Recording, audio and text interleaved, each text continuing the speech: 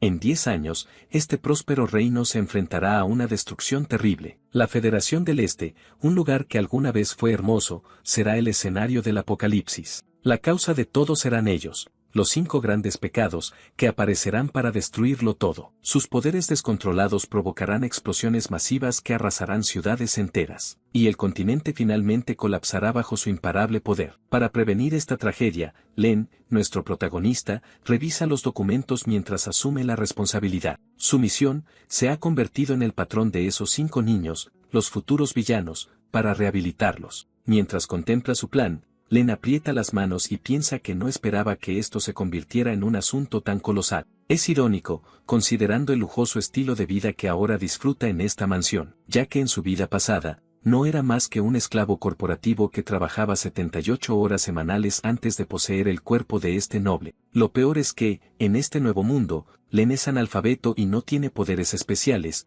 por lo que se desespera al no entender nada mientras un sirviente le informa que la comida está lista. Inmediatamente, es guiado a un banquete extravagante, digno de la realeza, confirmando su nueva vida de noble. Tras disfrutar de la deliciosa comida, una sirvienta se ofrece a prepararle el baño antes de dormir. Len se sumerge en la tina, atendido por 2 doncellas, y empieza a pensar que esta vida de joven amo inútil y mimado no está nada mal. Se recuesta con pura satisfacción, pensando que esto sí es vida, aunque admite para sí mismo que todavía no tiene idea de dónde está. Pero su relajación se interrumpe cuando la sirvienta le recuerda que debe dormir temprano, pues los jóvenes amos regresarán mañana, dejando a Len confundido. Ella especifica que se trata de los jóvenes amos Leo y Tonio, y le pregunta extrañada por qué habla como si no conociera a su propia familia. El nombre Payatio resuena en la mente de Len, provocándole un escalofrío mientras se pregunta por qué ese nombre le suena tan siniestramente familiar. El pánico lo invade y hunde la cabeza en el agua,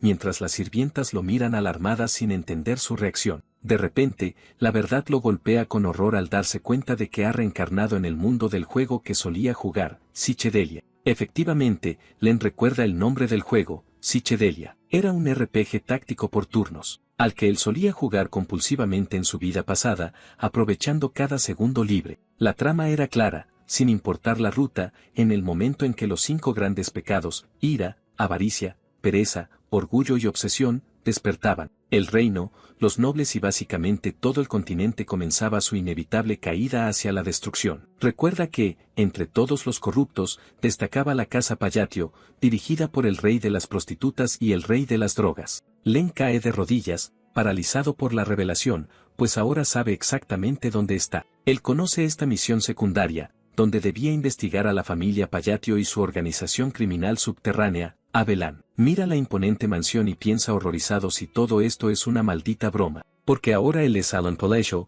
el tercer hijo inútil de esa familia, el primer escalón que será aniquilado por los pecados cuando comience la historia. Alan yace en su cama, completamente desesperado, rogando en voz alta que por favor quiere volver a ser un esclavo de 78 horas semanales. Llora amargamente mientras sostiene una flor, pensando que de qué sirve vivir una vida de lujo si morirá en 10 años, sintiendo que esto es peor que 6 meses de salarios atrasados. Se lamenta de cómo pudo poseer un personaje de fantasía sin ningún poder, mientras otros reencarnados obtienen todo tipo de habilidades especiales. Pero entonces, una idea lo golpea. Espera, ¿poderes?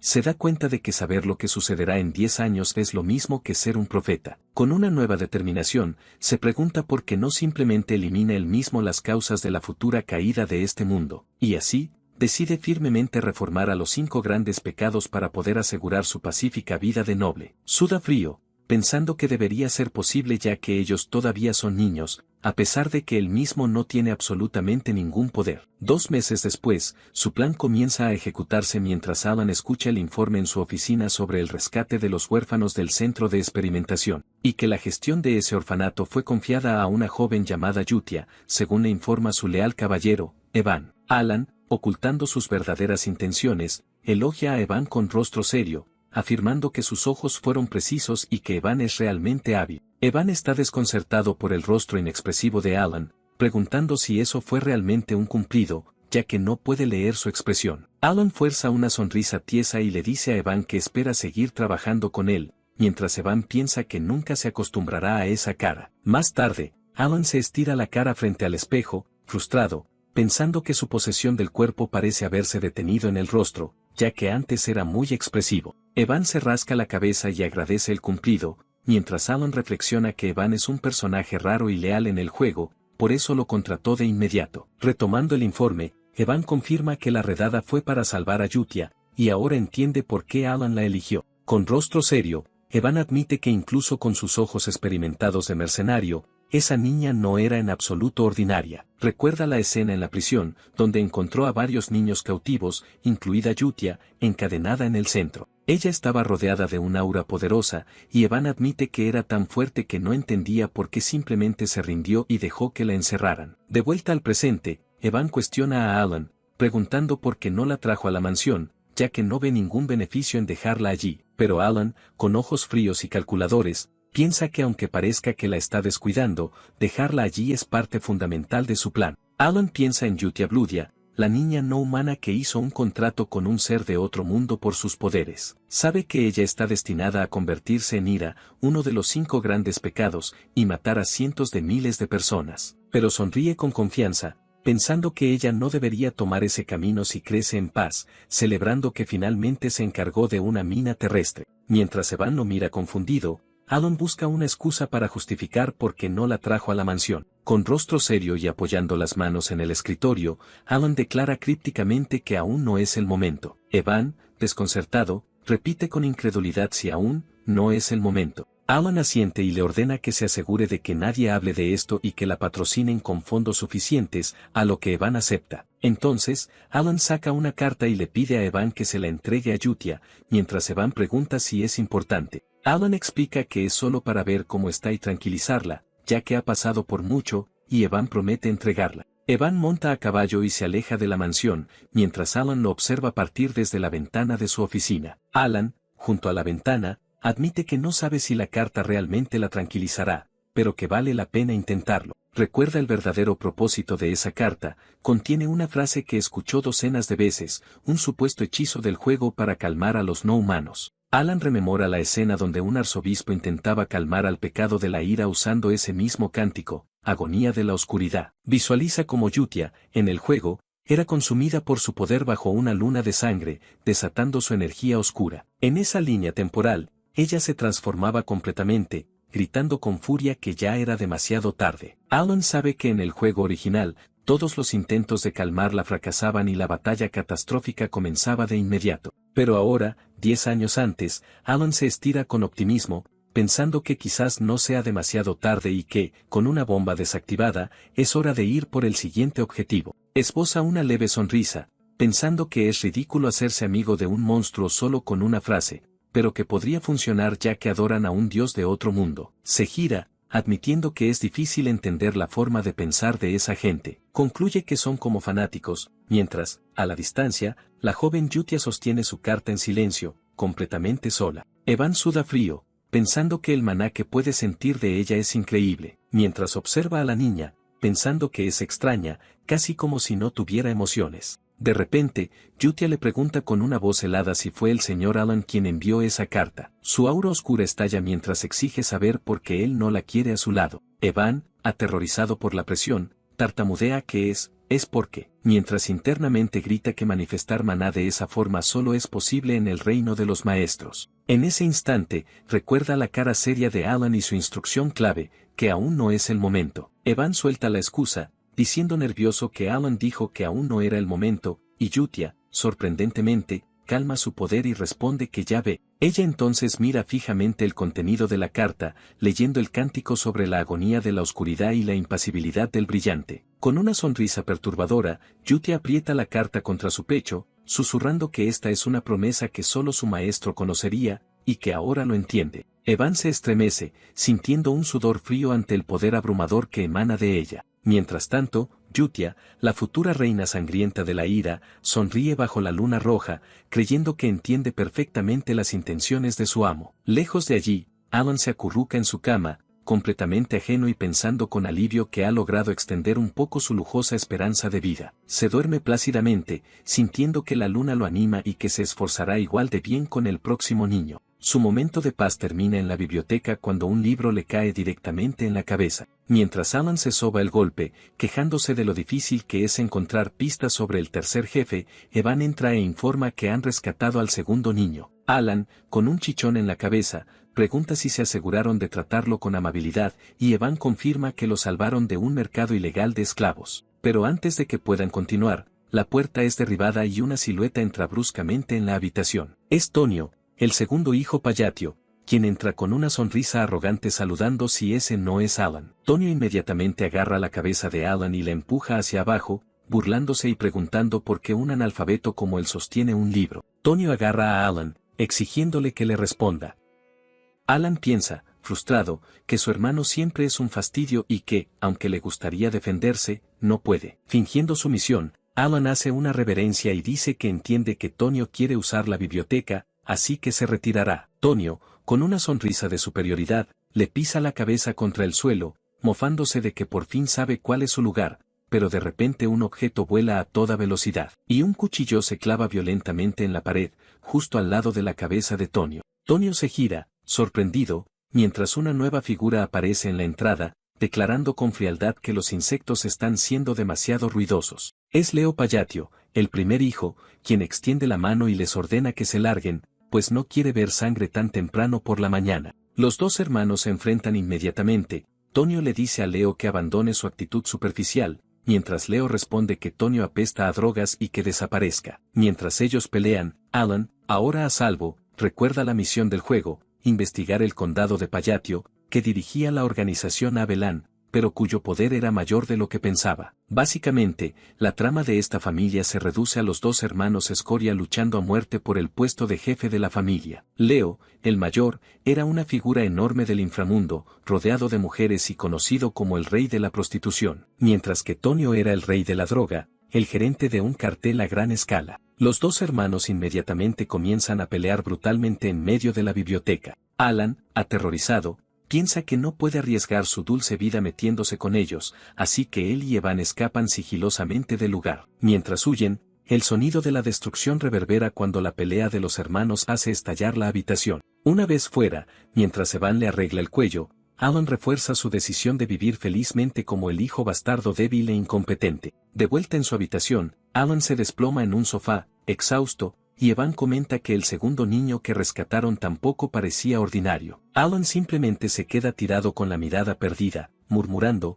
mientras Evan lo observa en silencio. Evan está profundamente confundido, preguntándose cómo alguien como Alan pudo enterarse del mercado ilegal de esclavos y de los bioexperimentos secretos. Al ver a Alan quejarse de estar cansado, Evan piensa que a su joven amo le cuesta mantenerse cuerdo y que es realmente extraño. Finalmente, Evan menciona que Alan envió a ese niño directamente al orfanato, a lo que Alan, aún recostado, simplemente asiente. Alan reflexiona seriamente, pensando que el niño que rescataron no es no ordinario, sino de una escala verdaderamente cataclísmica. Recuerda que el niño que salvaron del mercado de esclavos en el reino de Calian era nada menos que el segundo jefe de Sichedelia, Deus Macalian. En la historia original, después de ser vendido como esclavo y abusado mientras era pasado de un lugar a otro, Deus despierta gritando, convirtiéndose en la encarnación de uno de los 5 pecados, el pecado de la pereza. Lleno de rencor, él procedía a aniquilar los reinos de las formas más horribles imaginables. Alan recuerda que fue esa parte de la historia,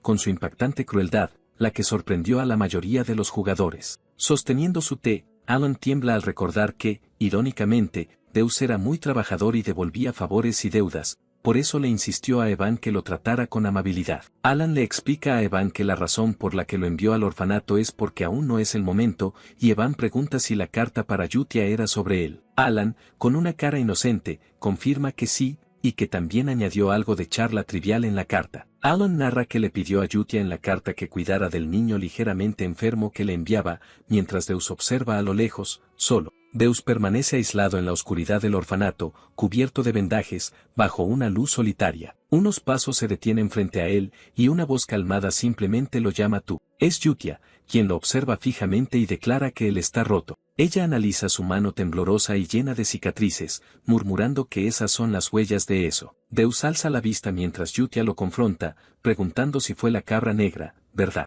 Rodeada por una aura rosada y con una sonrisa triunfante, Yutia lo felicita, diciendo que a pesar de eso, la gran Nuna lo ha elegido. Ella libera su poder, ordenándole que sienta el don que le fue otorgado y libere todo su potencial. Bajo la luna, Yutia extiende su mano con una sonrisa fanática, prometiendo que si se mantiene leal y sigue las órdenes de él, entonces podrá tener su venganza, mientras un torrente de energía oscura comienza a brotar del cuerpo de Deus. Yutia, sosteniendo la carta de Alan, decide con una sonrisa siniestra que es hora de enviar su primera respuesta. Ella relee la carta original de Alan bajo la luna, donde él le había enviado un saludo ligero, bromeando sobre cómo su hermano lo usó de silla. Mientras tanto, en la mansión Payatio, la paz de Alan está a punto de terminar. Evan irrumpe en la biblioteca gritando que hay un gran problema, justo cuando Alan, con un libro en la cabeza, se quejaba de no encontrar al tercer jefe. Evan, pálido y nervioso, intenta informar que la escoria, no, que el segundo joven amo. Alan,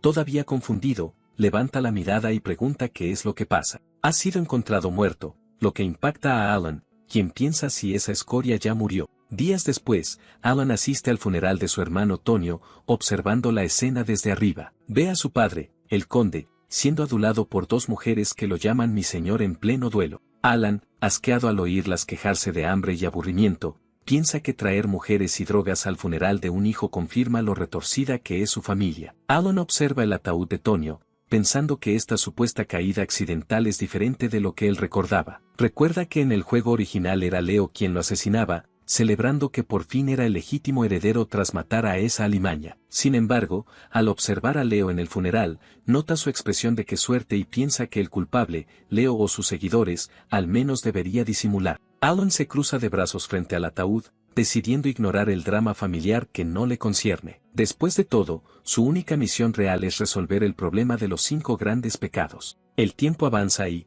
un año después, el sol se pone sobre la mansión. Como el problema de la sucesión se resolvió y Leo absorbió el negocio de las drogas, el condado se ha vuelto irónicamente más pacífico. Alan y Evan disfrutan de un momento de calma, sentados en la lujosa sala mientras revisan informes. Durante ese tiempo, Alan se convirtió en amigo por correspondencia de Yutia, pensando que mantener el contacto será útil para el futuro. Mientras lee la carta, donde Yutia cuenta que Juna es buena jugando y que a Deus le gustan las marionetas, Alan sonríe levemente, pensando que parecen ser buenos niños. Alan sigue leyendo la carta de Yutia, que detalla la lista de patrocinadores de ese mes. Nota que la lista ha aumentado de nuevo, y Evan, mientras come, comenta que es inusual pero bueno, antes de cambiar de tema, diciendo seriamente que recibió una llamada del gremio de información sobre que han encontrado una pista. Alan, sin dejar de comer, pregunta si es en serio y expresa que eso es un alivio. Internamente, Alan se emociona, pensando que debe ser el libro antiguo sobre el tercer jefe y que por fin podrá encontrarlo también. Ambos disfrutan del silencio, pensando que todo marcha sobre ruedas en esa pacífica velada. Pero esa paz se rompe abruptamente en otra parte, cuando la sangre salpica violentamente en un callejón oscuro. En el sitio de distribución de drogas Margot, 2 miembros de Abelan caminan, comentando que el hijo mayor de Payatio es generoso y que su organización ya tiene cientos de miembros. Sin embargo, al avanzar, se encuentran con una masacre, cuerpos esparcidos por todas partes mientras una figura observa la carnicería. Los hombres gritan de terror al perder el control de sus cuerpos, viendo cómo sus propias manos los obligan a apuñalarse a sí mismos en un suicidio forzado. El terror se apodera de los miembros de Abelan cuando sus propias espadas se clavan en sus pechos, incapaces de detener sus movimientos. Es una masacre espantosa, donde docenas de hombres se quitan la vida simultáneamente bajo un control invisible. Un hombre agonizante suplica ayuda a una silueta encapuchada que observa impasible desde las sombras mientras la vida se le escapa. Es Deus, manipulando los hilos de maná, cuando Yutia aparece detrás de él y comenta que ha disfrutado del espectáculo de marionetas del día. Deus, con la mirada perdida en la destrucción, le pregunta a Yutia si realmente tiene sentido hacer todo esto. Ella le pregunta si acaso siente lástima por ellos, pero Deus responde con frialdad que no, ya que molían personas para crear drogas, aunque se pregunta si esto tiene que ver con su venganza. Yutia, con un fervor creciente, extiende los brazos y le asegura que por supuesto que ayuda, ya que esto crea el espacio para que él pueda regresar. Con una sonrisa torcida y sus ojos brillando con fanatismo, ella pregunta cómo podrían dejar este lugar en mal estado para cuando él llegue. Deus la observa en silencio por un momento y finalmente responde con voz inexpresiva que lo entiende. Inmediatamente después, una columna de energía mágica combinada estalla, borrando todo el sitio de distribución del mapa. Yutia y Deus flotan en la oscuridad, jurando que todo procederá de acuerdo con la voluntad de él. Inmediatamente, una luz cegadora estalla desde el cielo,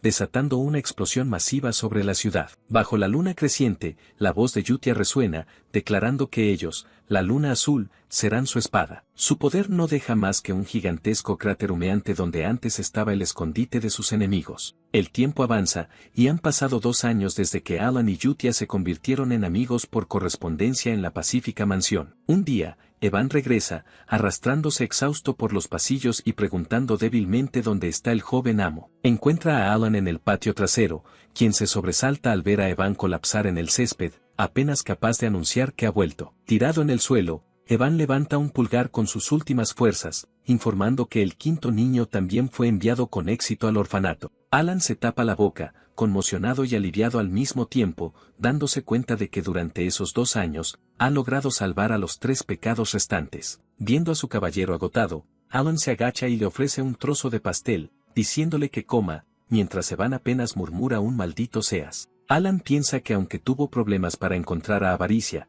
el tercero, todo funcionó gracias a su conocimiento del juego y a hacer trabajar a Evan hasta los huesos. Evan, comiendo ágilmente los macarrones, apenas se recupera de haber corrido por todo el continente cumpliendo las órdenes de Alan. Alan le dice que hizo un buen trabajo y ya puede descansar, a lo que Evan, aliviado, pregunta si sus deberes con el orfanato han terminado. Con un suspiro de alivio, Alan confirma que sí, que eso es todo. Evan, tirado en el césped, le pregunta a su amo por qué no parece feliz, y aunque Alan asegura que sí lo está, Evan insiste en que no lo parece. Con su habitual rostro inexpresivo, Alan se señala la boca e insiste con seriedad que está sonriendo ahora mismo. Evan suspira con resignación, murmurando que simplemente fingirán que sí lo está. Satisfecho, Alan se estira y se recuesta cómodamente en el césped bajo el cielo despejado. Cierra los ojos, pensando con calma que realmente no esperaba que las cosas salieran tan bien. Recuerda los pasados trágicos de los jefes del juego,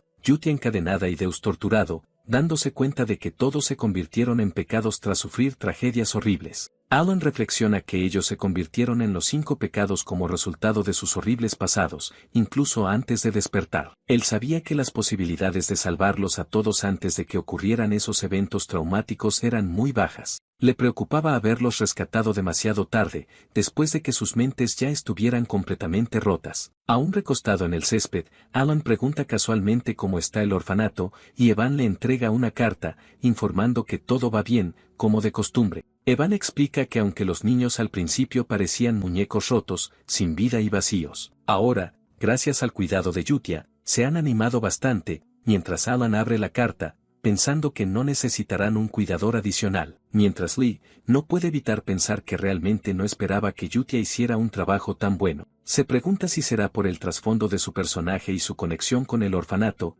deduciendo que ella odiaría que él interfiriera más. Alan comenta con una leve sonrisa que Yutia es una buena chica, y Evan, intrigado, pregunta si la carta dice algo importante. La carta simplemente transmite buenas noticias, asegurando que todos están bien, que no necesita preocuparse por Deus, y que tampoco debe inquietarse por los otros niños. Mientras tanto, en el orfanato, Yutia y los demás niños rescatados, que ahora lucen saludables, juegan alegremente en el jardín. Alan lee el informe con una leve sonrisa, comentando que está contento de que crezcan bien y que el entorno es realmente lo más importante. Evan entonces le pregunta cuándo planea conocer a los niños, recordándole que siempre dice que ya llegará el momento. Alan duda, pero piensa para sus adentros que en realidad no tiene ningún plan de conocerlos personalmente. Recuerda sus aterradoras personalidades en el juego, reflejadas como monstruos en un espejo roto, y sabe que no eran personas con las que quisiera estar. Se tapa la boca, admitiendo con un suspiro que aunque los rescató antes de sus tragedias,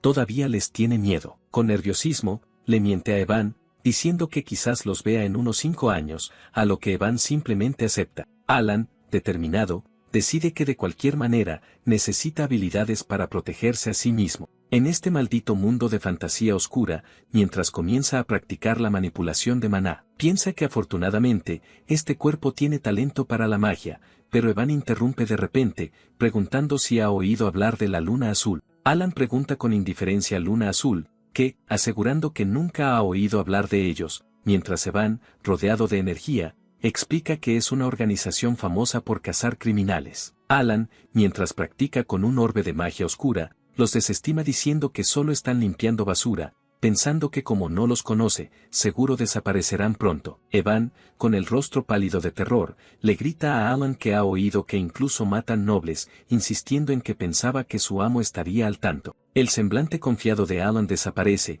y con un tic nervioso, le ordena a Evan que a partir de ahora, duerma en la habitación contigua a la suya. Mientras tanto, en un cuartel secreto bajo el manto de la noche, una voz autoritaria da inicio a la reunión, pidiendo que comience el informe semanal de actividades de la Luna Azul. Yutia, ahora revelada como una miembro clave, pregunta con seriedad qué hay sobre el informe del norte. Seolran, la futura pecado del orgullo, sonríe con picardía, diciendo que ella se encargó, de tomar todas las cabezas de los traficantes de esclavos. Salta con orgullo, alardeando de que ni siquiera pudieron averiguar quién era y que les ofreció vivir si adivinaban el color de sus ojos, pero todos fallaron. Rinne, la futura pecado de la avaricia, informa con calma que todos los cadáveres fueron derretidos. Ella continúa su informe, añadiendo que también ha terminado con la limpieza de la zona sur. Radan, sentado en las escaleras, interviene, diciendo que él se encargó de los campos de pruebas ilegales y de los bastardos de Abelan. Con una sonrisa cruel y sus ojos brillando, Radan,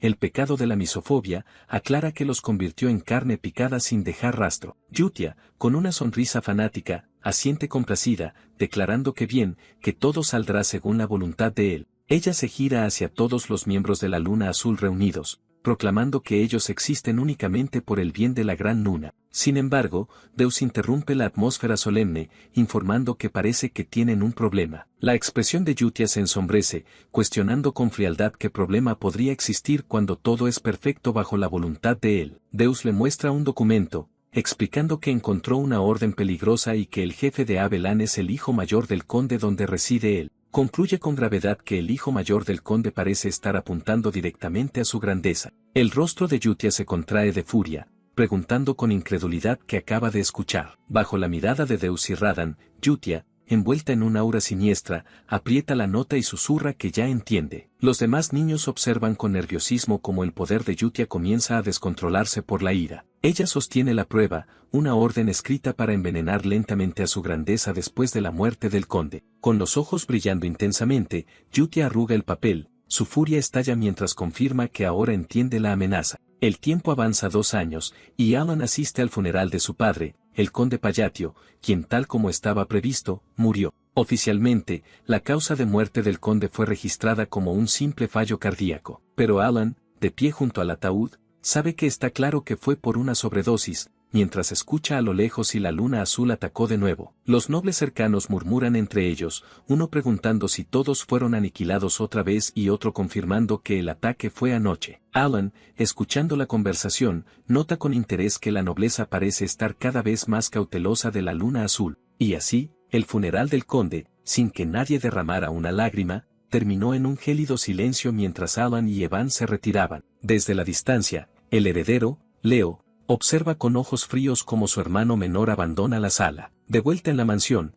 bajo un cielo despejado, Evan le pregunta al joven amo cuál es su plan ahora. Evan, confundido, ve a Alan empacando frenéticamente y pregunta para qué son todas esas maletas, a lo que Alan le ordena que prepare sus propias cosas. Alan, sosteniendo un maletín, le informa que van a huir, dejando a Evan atónito, quien pregunta si realmente planea abandonar la mansión. Alan, ya en la puerta, aclara que no se irán por completo, que solo van a bajar, confundiendo aún más a Evan. Evan, cargando el equipaje, procesa la información y pregunta si con bajar se refiere al pueblo de Rodmil. Alan confirma que exactamente, que ha estado planeando mudarse a ese pequeño pueblo al sur del territorio Payatio mientras caminan hacia el transporte. Un carruaje lujoso y ornamentado los espera frente a la gran escalinata de la mansión, listo para su partida. Mientras el carruaje se aleja, Leo observa todo desde un balcón, impasible, sin decir una sola palabra. La nueva vida de Alan y Evan en Rodmil comienza de forma idílica, con unas tostadas dorándose perfectamente en la sartén. Alan las cocina él mismo,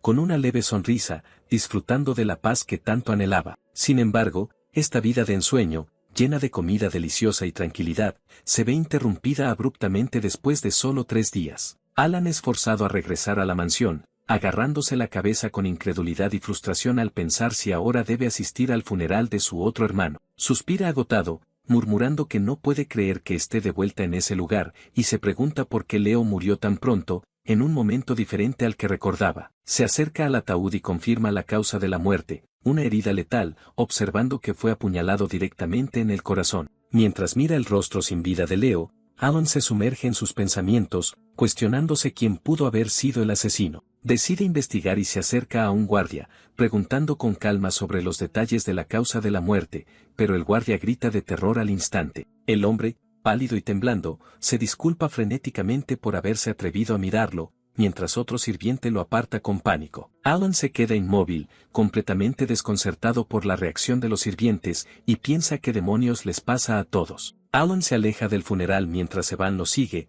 llamándolo joven amo. Alan se gira sin emoción y le pregunta a Evan si descubrió algo sobre el asesinato. Evan duda, su rostro pálido, y comienza a preguntar en voz baja, joven amo, ¿es usted el responsable de hacer desaparecer a toda la organización Abelan de la noche a la mañana? Alan lo mira fijamente, y al ver el pánico en los sirvientes cercanos, comprende la ridícula situación en la que está. Todo comenzó el día que partió hacia Rodmill, mientras el carruaje se alejaba de la mansión. Sentados en el carruaje, Evan le preguntó a Alan si no sería mejor mudarse a una ciudad en lugar de un pueblo remoto, pero Alan, con una sonrisa oscura, rechazó la idea, pensando que no, que Rodmill era el destino final que había planeado meticulosamente. Su plan era simple, salvar a los 5 grandes pecados de sus trágicas desgracias, y detener la inminente ruina del mundo, asegurando así su propia vida pacífica. La imagen del futuro ideal de Alan es un picnic pacífico, donde los niños que salvó pueden reír y jugar a salvo. Por eso eligió Rodmill,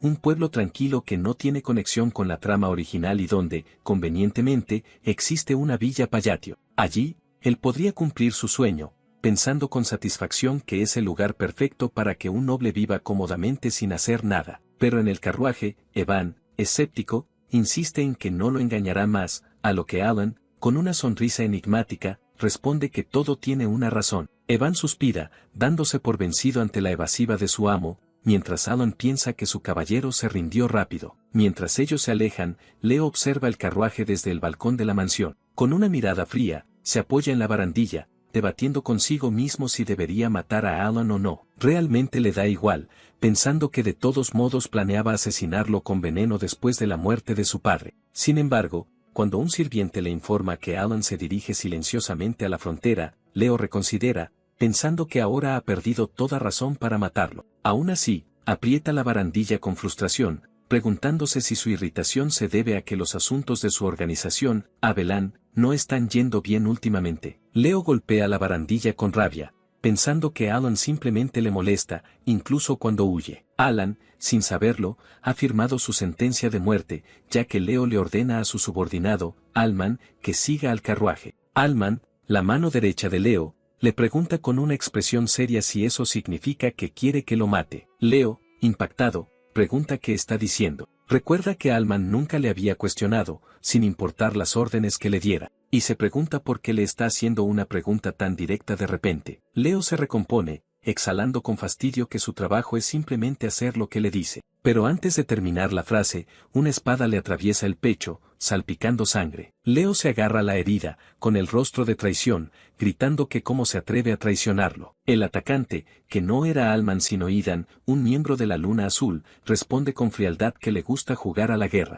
Se revela que el atacante es Idan, un miembro de la Luna Azul, quien sonríe con frialdad y admite que fue divertido hasta ese momento. Idan explica que como la Luna Azul es la espada de Alan, es natural que actúe de acuerdo con sus deseos, siguiendo el credo enseñado por la Luna Roja. Con una mirada de intensa lealtad, Idan empuja aún más su espada, declarando que si alguien intenta dañar a la Gran Luna, él clava la espada más profundamente en el pecho de Leo. Antes de retirarla violentamente, la sangre salpicando mientras Idan afirma que en ese caso, puede actuar por su cuenta. La sangre de Leo salpica profusamente el suelo del balcón mientras él se ahoga. Idan observa a Leo agonizar, revelando que por eso estuvo esperando que dijera esas palabras, y que le tomó 2 años. Leo jadea que sus subordinados no lo dejarán ir, pero Idan replica con desdén que con esas palabras, Abelan desaparecerá del continente para siempre. Idan mira el cuerpo moribundo de Leo con falsa lástima, murmurando que desafortunado. Añade que la gran luna le dio una oportunidad antes de saltar del balcón y desaparecer bajo la luna creciente. Rodmil parece un paraíso bañado por el sol,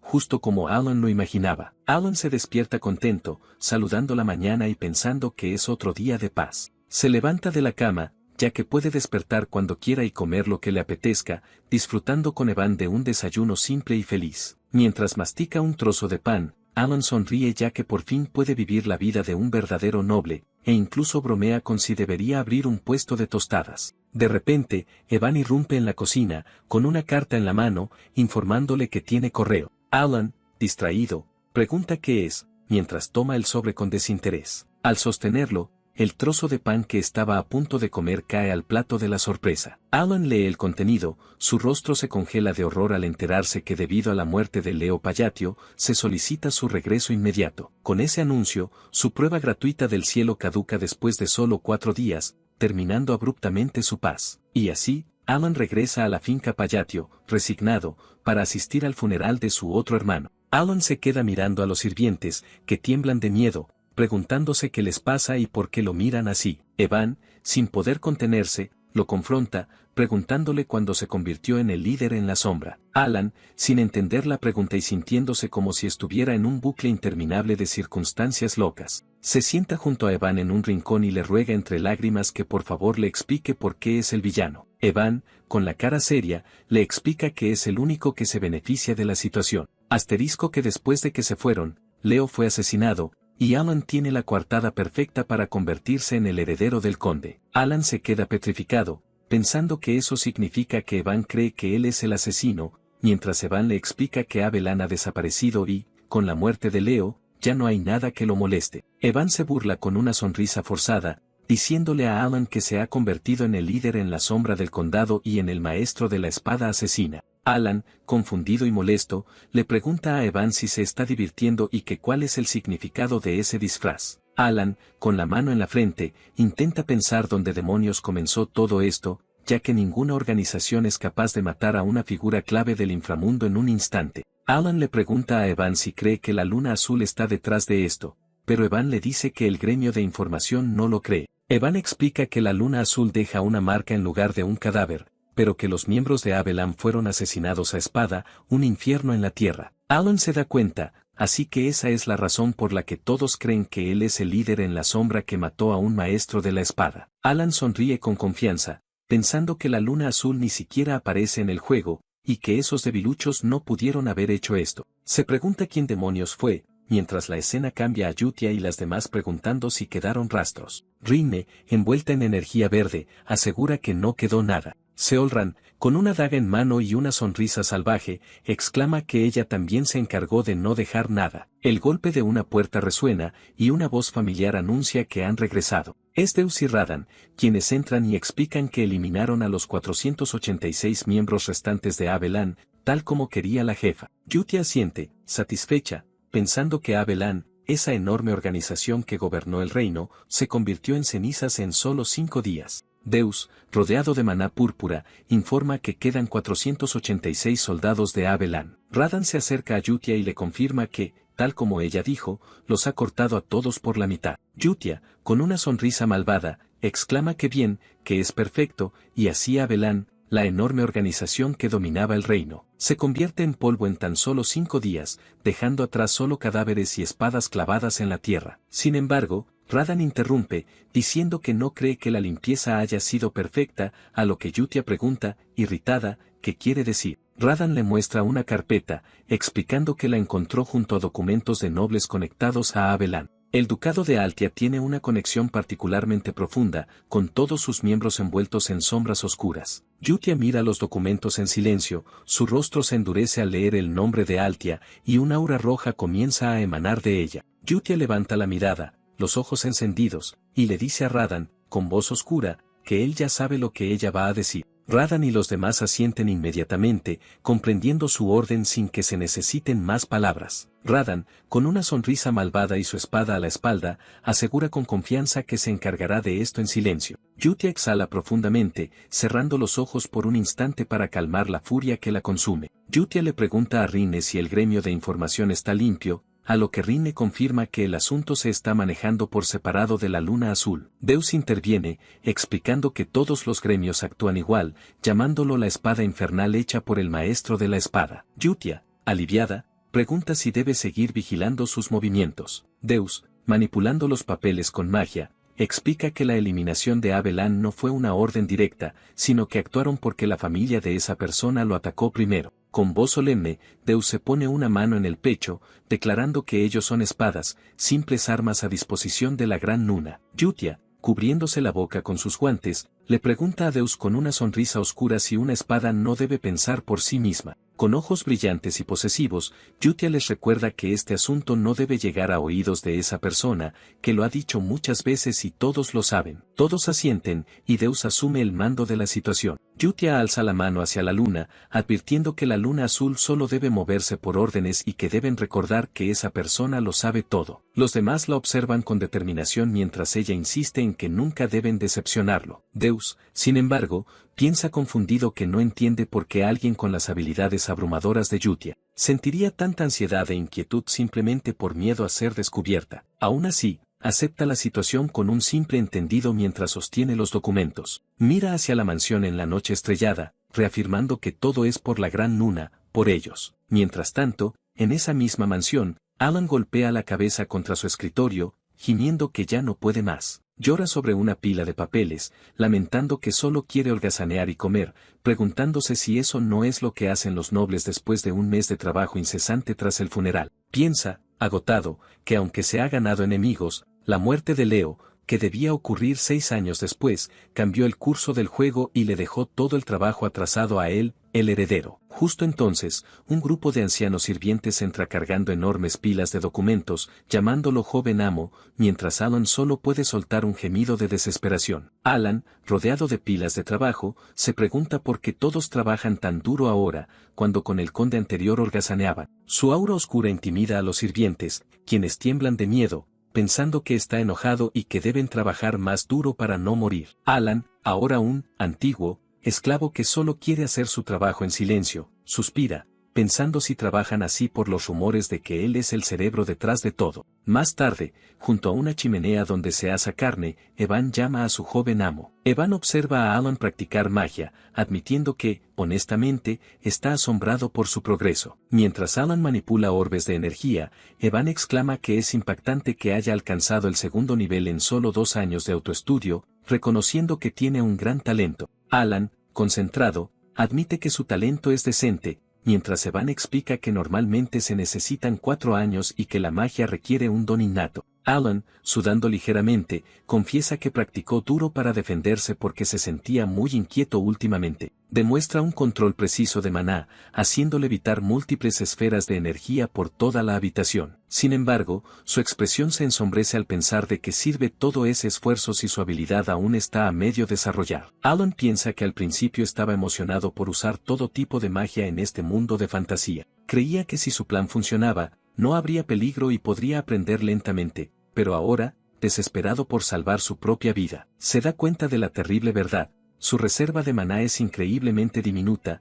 lamentando que nada de lo que intenta funciona. Recuerda la explicación del juego, la capacidad innata de maná es fija, como la categoría de peso natural de un atleta, y la suya es muy pequeña, una limitación fundamental que ninguna cantidad de entrenamiento podrá compensar, dejándolo abatido. Mientras contempla que si nada más funciona, queda un último método, Evan interrumpe con una carta, anunciando que por fin llegó su invitación al baile. Alan levanta la vista, desconcertado por la interrupción, repitiendo con sorpresa si se trata de un baile. La escena cambia a un salón de baile opulento y resplandeciente, lleno de nobles vestidos elegantemente que danzan al son de la música. Alan y Evan entran al gran evento, vestidos con sus mejores galas de conde, listos para enfrentar a la sociedad aristocrática. Alan suspira al entrar al baile, murmurando que ya está cansado con solo llegar. Este es el baile aristocrático regular del sur, un intercambio crucial para los nobles, y Alan piensa que pronto será conde. Se ajusta el cuello, entrando en modo serio,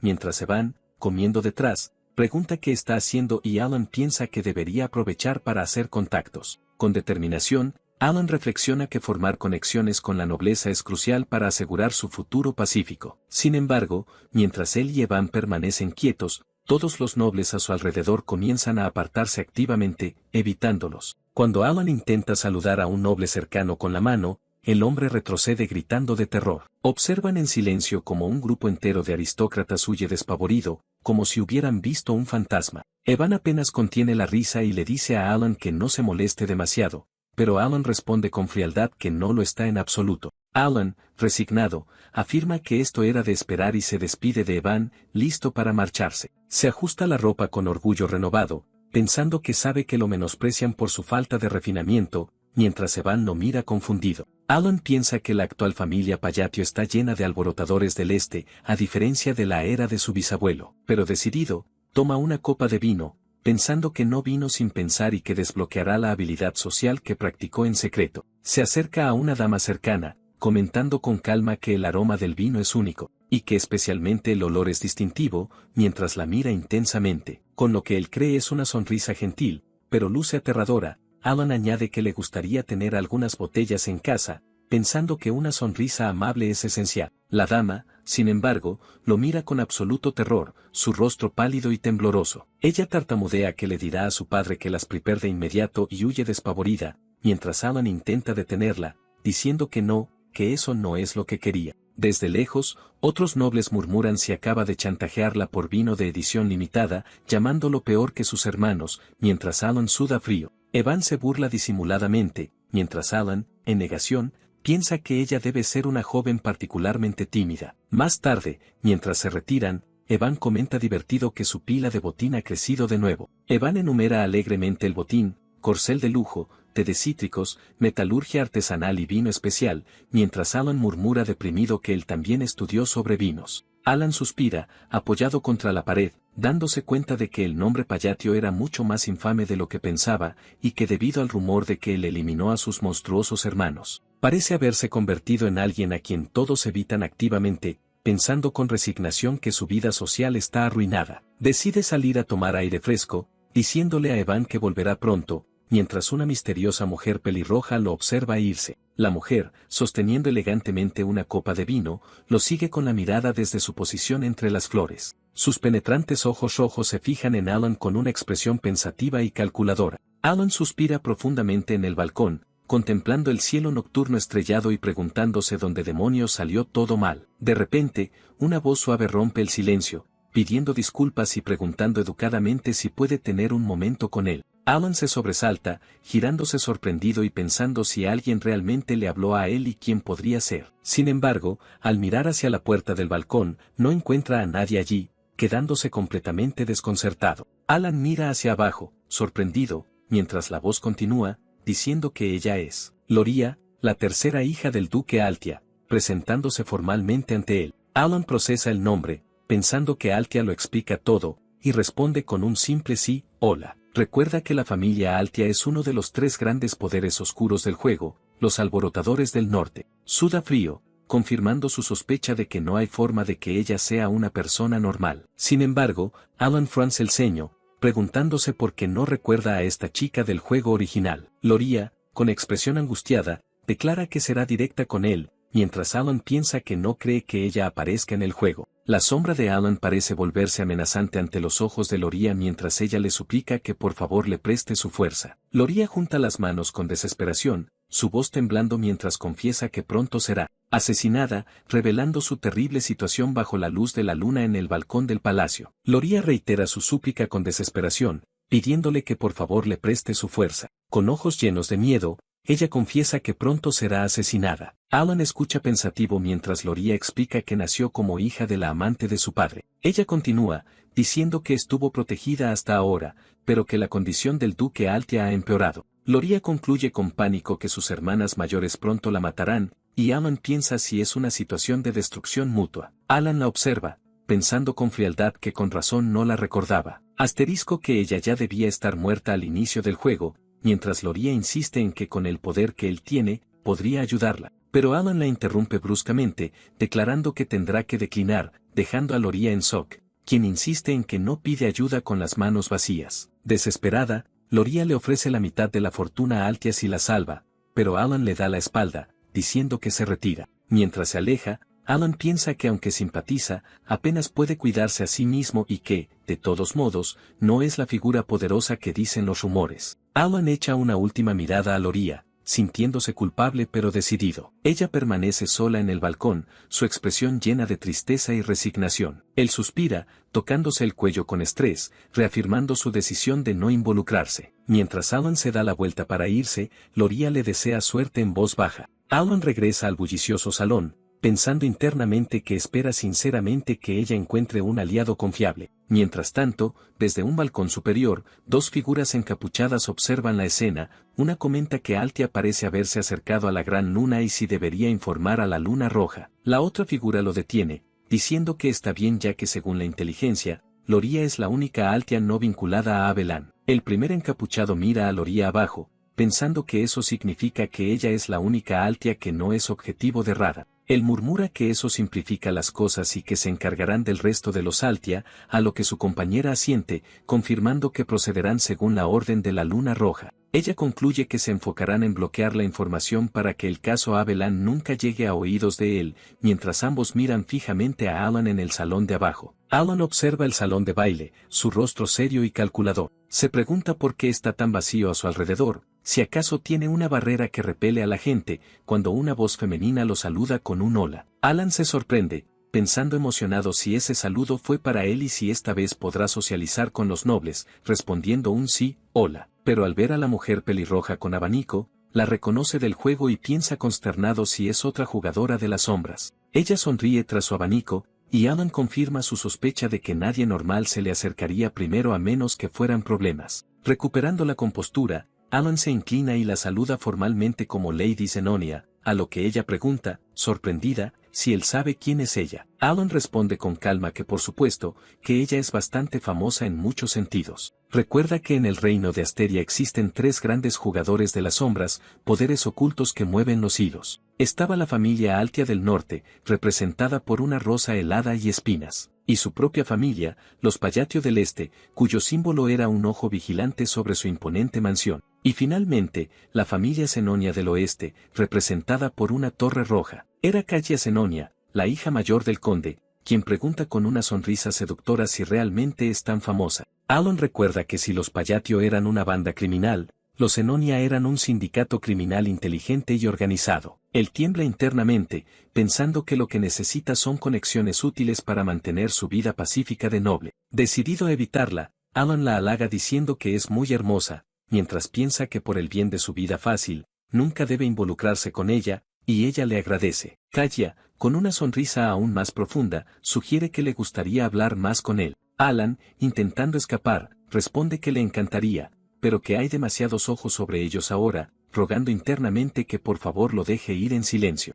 Ella lo observa con una sonrisa enigmática y comenta que él es tal como dicen los rumores. Callia se gira levemente y añade que espera volver a verlo pronto, dejando a Alan completamente desconcertado. Ella entonces se aleja elegantemente, desapareciendo entre la multitud del salón de baile. Alan se queda perplejo, preguntándose qué quiso decir Callia con sus últimas palabras. Mientras tanto, las figuras encapuchadas confirman que la información del caso Abelan está contenida, pero mencionan una nueva preocupación. Señalan que Alan parece estar siendo seguido por alguien que lo observa desde fuera de la ventana. Deciden seguir observando sin nuevas órdenes y eliminar al seguidor si es necesario, antes de saltar rápidamente del balcón. Tiempo después, Alan y Evan se encuentran en un paisaje rocoso y boscoso, listos para su siguiente misión. Evan, escéptico, le pregunta a Alan si este cañón es realmente el lugar que buscaba. Evan nota que, aunque es mediodía, el interior está extrañamente oscuro, mientras Alan aprieta el puño, confirmando que este es su verdadero objetivo. Al entrar, Evan suspira, pensando que podría llorar si esto resulta ser otro callejón sin salida, mientras observan extrañas runas en las piedras. Alan le asegura que esta vez es real, aunque admite que era mucho más fácil de encontrar en el juego. Finalmente, revela la verdadera razón de su viaje al sur, encontrar la entrada al legendario laberinto de los susurros. Alan recuerda que si resuelves los acertijos en las 8 salas del laberinto, recibirás un poderoso artefacto como recompensa, pensando que ha memorizado todas las rutas y acertijos. Se acercan a la imponente entrada del laberinto, grabada con extrañas runas brillantes. Alan se maravilla al verla en la vida real, sintiendo que es diferente a pesar de haberla recorrido incontables veces en el juego. Evan, impresionado, comenta que el interior del cañón parece artificial, como si alguien lo hubiera construido deliberadamente. Evan pregunta asombrado cómo su amo conoce este lugar, a lo que Alan responde vagamente que ha venido aquí a menudo. Evan lo mira con incredulidad, repitiendo si ha venido a menudo. Alan rectifica diciendo que era broma, que tiene sus métodos, y lo insta a entrar, mientras Evan le ruega que no bromee con esa expresión. Apenas entran, son recibidos por el rugido de monstruos demoníacos que habitan en la oscuridad, y una mano gigantesca aplasta violentamente algo frente a ellos, mostrando el peligro inminente. Evan observa con horror la mano gigante aplastando implacablemente, mientras comenta que si te equivocas en los acertijos, esas cosas te aplastan sin piedad, mientras Alan, impasible, escribe tranquilamente en la estela de piedra. Evan no puede evitar pensar cómo su joven amo puede mantener la calma en una situación como esta. Reflexiona que llevan 4 años juntos y aún no lo entiende, sus misiones no tienen patrón, eliminar criminales, pagar deudas, salvar huérfanos, ayudar esclavos o entregar mensajes sin sentido. Mientras la mano gigante sigue golpeando, Alan confirma que acertó el acertijo, pero que la puerta solo se abre cuando el mecanismo termina, y Evan piensa cómo sabe tanto si apenas ha salido de la finca. A pesar de todo, Evan confía en su misterioso amo, pensando que la razón por la que lo sigue es simple. Todo lo que hace, de alguna manera, lleva a un buen resultado, justo cuando Alan nota que la puerta se está abriendo. Evan suspira, preguntándose internamente qué demonios planea su amo esta vez. Alan, por su parte, siente un alivio inmenso pero también náuseas, pensando que sabía que sería cruel, pero que verlo de primera mano casi le rompe el cuello al intentar no mirar. Finalmente, al ver la siguiente sala, Evan piensa con alivio que parece. Llegan a la cámara final, llena de tesoros resplandecientes y una mano misteriosa que muestra varios anillos. Alan señala el anillo negro en el dedo índice, diciendo que solo tomarán ese y se irán. Evan comenta que ese anillo parece el más inútil, pero Alan insiste en que llevarse cualquier otra cosa solo traerá problemas. Alan sonríe satisfecho, pensando que finalmente ha obtenido el juramento de restricción. Alan le asegura a Evan que no se preocupe, que no habrá nada peligroso en el camino de regreso,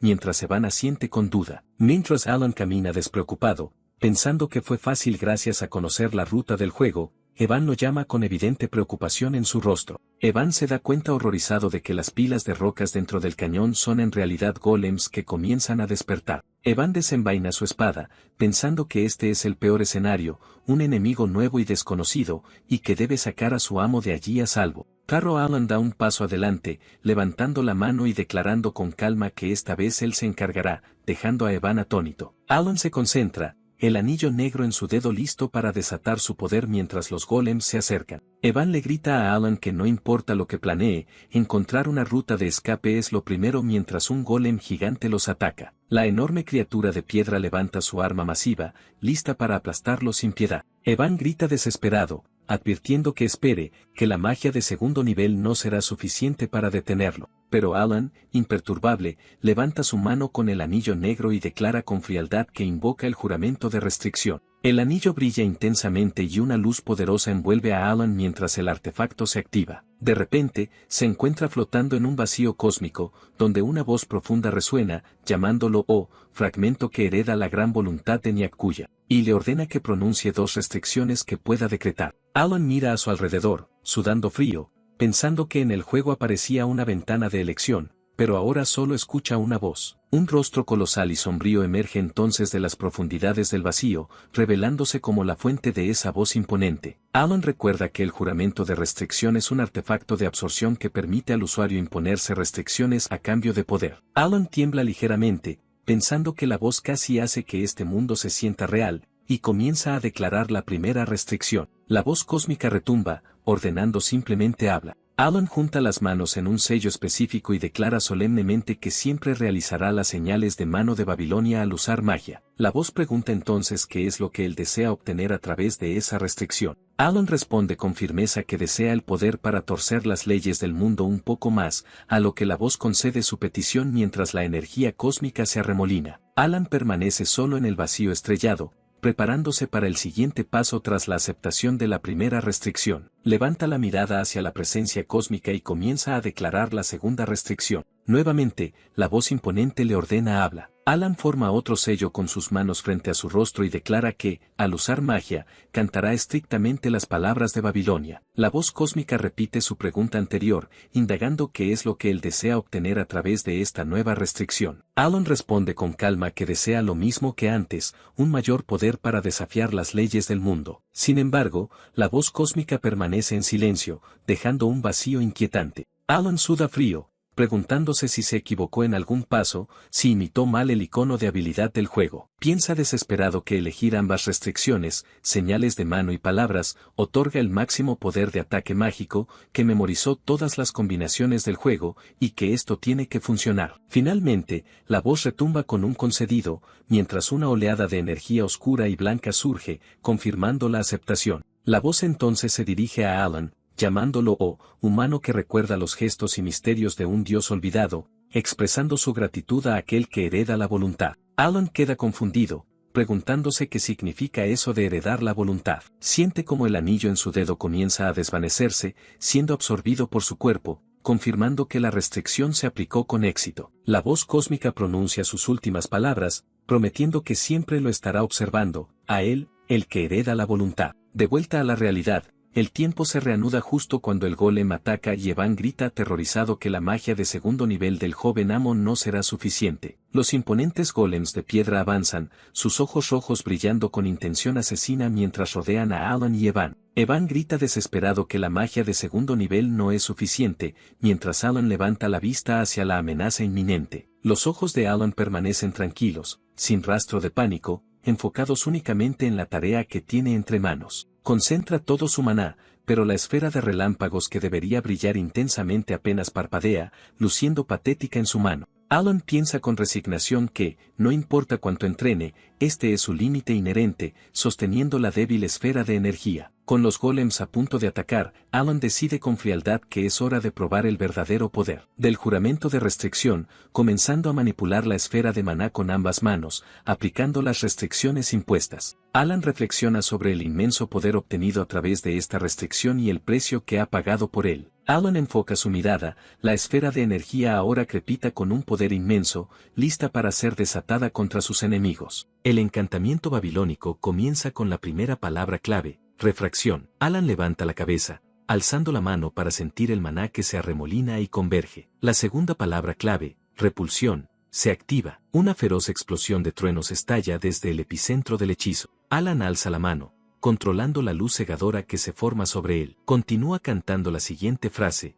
luz azul. De pie en el saliente, Alan crea una gigantesca esfera de trueno, ignorando a los golems que intentan alcanzarlo. Termina el encantamiento con el nombre final de la técnica, línea de difracción. Alan comienza a formar velozmente los sellos de mano de Babilonia, la energía eléctrica crepitando a su alrededor. Con un gesto decidido, Alan desata un rayo concentrado de su mano. El relámpago impacta violentamente el suelo de la cueva, mientras Evan se protege detrás de Alan. Evan mira hacia arriba, sudando frío, completamente petrificado por la demostración de poder. Una de las criaturas de piedra es instantáneamente desintegrada por las ondas de energía azul. Alan y Evan alzan la vista, dándose cuenta de que el golem gigante sigue en pie, apenas afectado. El golem gigante levanta su mano masiva y ataca con un arma de piedra, la electricidad arqueando a su alrededor. Alan y Evan miran hacia el techo de la cueva, observando las runas mágicas que brillan en la oscuridad. Evan se gira hacia Alan, incrédulo, preguntando qué demonios acaba de pasar. Mientras se alejan, Evan le pregunta si ha estado ocultando su fuerza,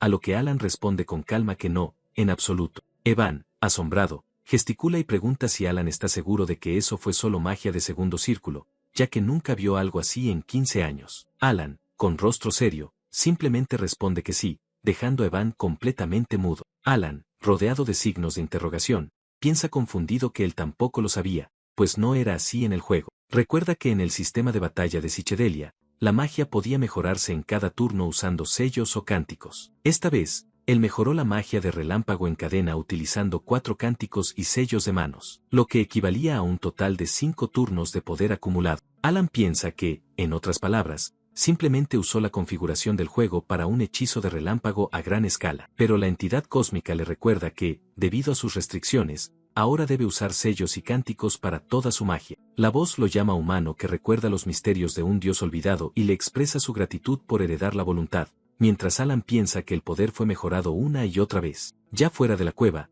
Alan suspira aliviado por haber salido, pensando que el resultado de esa magia de segundo círculo superó con creces sus expectativas. Evan se desploma en una roca, gimiendo que explicarle esto a Alan es más agotador que la batalla. Evan, todavía sentado, le pregunta a Alan quién demonios creó ese lugar tan desagradable, mientras Alan solo murmura pensativo. Alan entorna la mirada, recordando de repente que el laberinto del susurro en realidad tenía un nombre diferente. Recuerda el foro del juego, donde los jugadores explicaban que el lugar era conocido como el laberinto de Payaon, el creador. Alan le dice con calma a Evan que un tipo llamado Payaon lo creó, a lo que Evan, atónito, pregunta qué acaba de decir. Alan levanta a un exhausto Evan, diciéndole que han trabajado duro estas 3 semanas y que regresarán al este, pues tiene algo que hacer. Evan, en su mente, piensa sorprendido que el joven amo es mucho más diligente de lo que aparenta. Mientras ayuda a Evan, Alan reflexiona que si elige el sello de mano correcto, el poder aumenta, y si elige el cántico correcto, las propiedades mejoran. Piensa que esto es diferente al juego,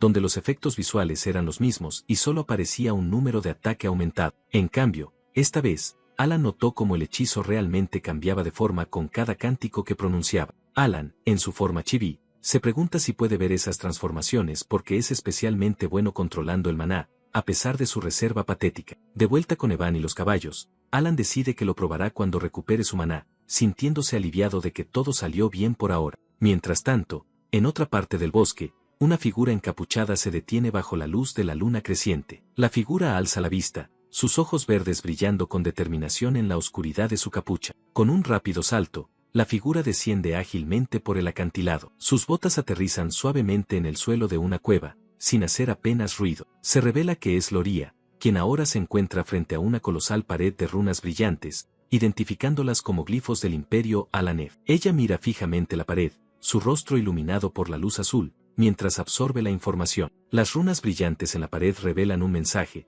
para mi amigo que se quedará solo, del cobarde Payaon. Loria extiende la mano y toca los glifos con una expresión melancólica, soltando un leve suspiro. Ella recuerda la leyenda del que detuvo la invasión de las cosas negras, el que derrotó al señor demonio, conocido en la historia como el emperador brillante, Payaon el Grande. Loria piensa que ella obtuvo todo su vasto conocimiento gracias a haber nacido con la habilidad de la biblioteca antigua. Sin embargo, recuerda las palabras de Alan en el bosque, cuando dijo con calma que un tipo llamado Payaon lo creó. Loria reflexiona que supo que Alan era especial desde que vio que la reina sangrienta lo seguía, una figura que solo existía en la historia. La imagen de la reina sangrienta, Yutia, con su aura roja, confirma el poder que Alan comanda. Pero Loria admite, mientras la sombra de Payaon se superpone a Alan, que no esperaba que la gran luna fuera amiga del emperador. Recuerda la batalla en la cueva, pensando que, además, la frase que Alan susurró para su hechizo no existe en la biblioteca antigua. Mientras la imagen de Alan se graba en su mente, Loria se pregunta intensamente qué o quién es él realmente. Loria se detiene sola en la entrada del cañón,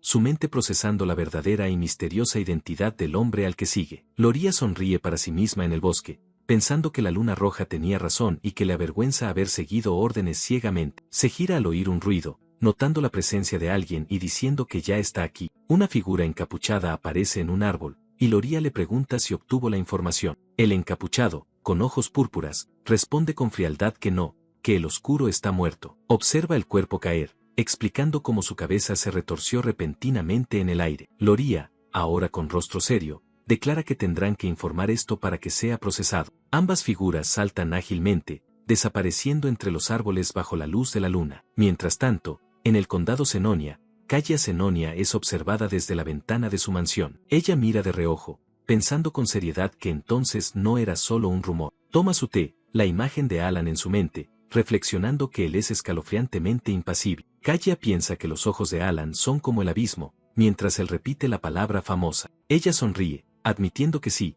el conde Senonia es fuerte y famoso. Sin embargo, reflexiona que Alan la llamó famosa a ella, aunque no participa en eventos sociales. Se acerca a su padre, que está escribiendo en el escritorio, y le pregunta si eso no es fascinante. El conde la mira, mientras el pensamiento de Kaguya aclara que él es el conde allí. Kaguya sonríe con picardía, sus ojos rojos brillando con astucia. Su imagen se refleja en la pupila de su padre, simbolizando su control total. El rostro del conde se ve tenso, como una marioneta, contrastando con la calma de Kaguya en su mente. Ella piensa que nadie sabe que convirtió a su padre en un títere, y se pregunta cómo lo descubrió a Alan. De vuelta en el baile, Kaguya le dice a Alan que hay demasiados ojos, mientras piensa que él también notó a los seguidores que ella le puso. Un sirviente corre escaleras arriba, llamando con pánico el nombre de la señorita Kaguya. Kaguya, con calma, le pregunta qué sucede, mientras el hombre le ruega que vaya a ver su habitación. Ambos observan el cadáver oscuro y retorcido del seguidor flotando en el aire. El sirviente, sudando,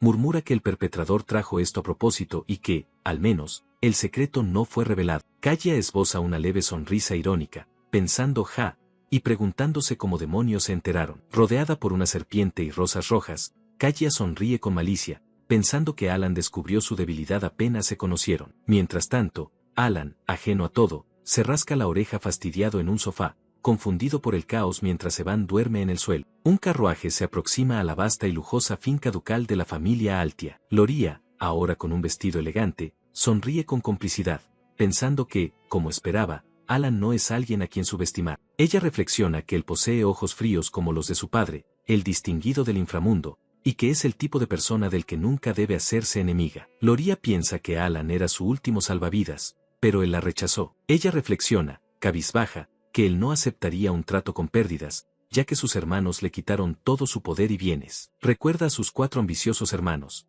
el hijo mayor Timalian, la hija mayor Marianne, la segunda hija Pirine y el segundo hijo que Loria se siente completamente sola y desolada, pensando que ahora no tiene absolutamente nada. Sube las escaleras de la mansión, pensando que sobrevivió gracias al amor de su padre, pero que ahora no sabe qué hacer. La luz de un alto ventanal la inunda mientras entra en el vestíbulo principal. Las sirvientas gritan sorprendidas, anunciando que la joven señorita Loria ha regresado. Una sirvienta corre hacia ella, informando con pánico que la señorita Pirine y el joven Keek se han quitado la vida. Loria se queda paralizada, su rostro lleno de horror, apenas capaz de procesar la noticia y preguntar qué. Piensa, confundida, que esa gente era capaz de apuñalar a su familia, y sin embargo, se suicidaron. Eso no tiene ningún sentido. Loria, con un cristal brillante en la mano y una lágrima cayendo, pregunta con temor qué pasó con Timalian y Marianne. Los sirvientes, pálidos de terror, tiemblan en el pasillo, uno de ellos tartamudeando que Lord Timalian está muerto,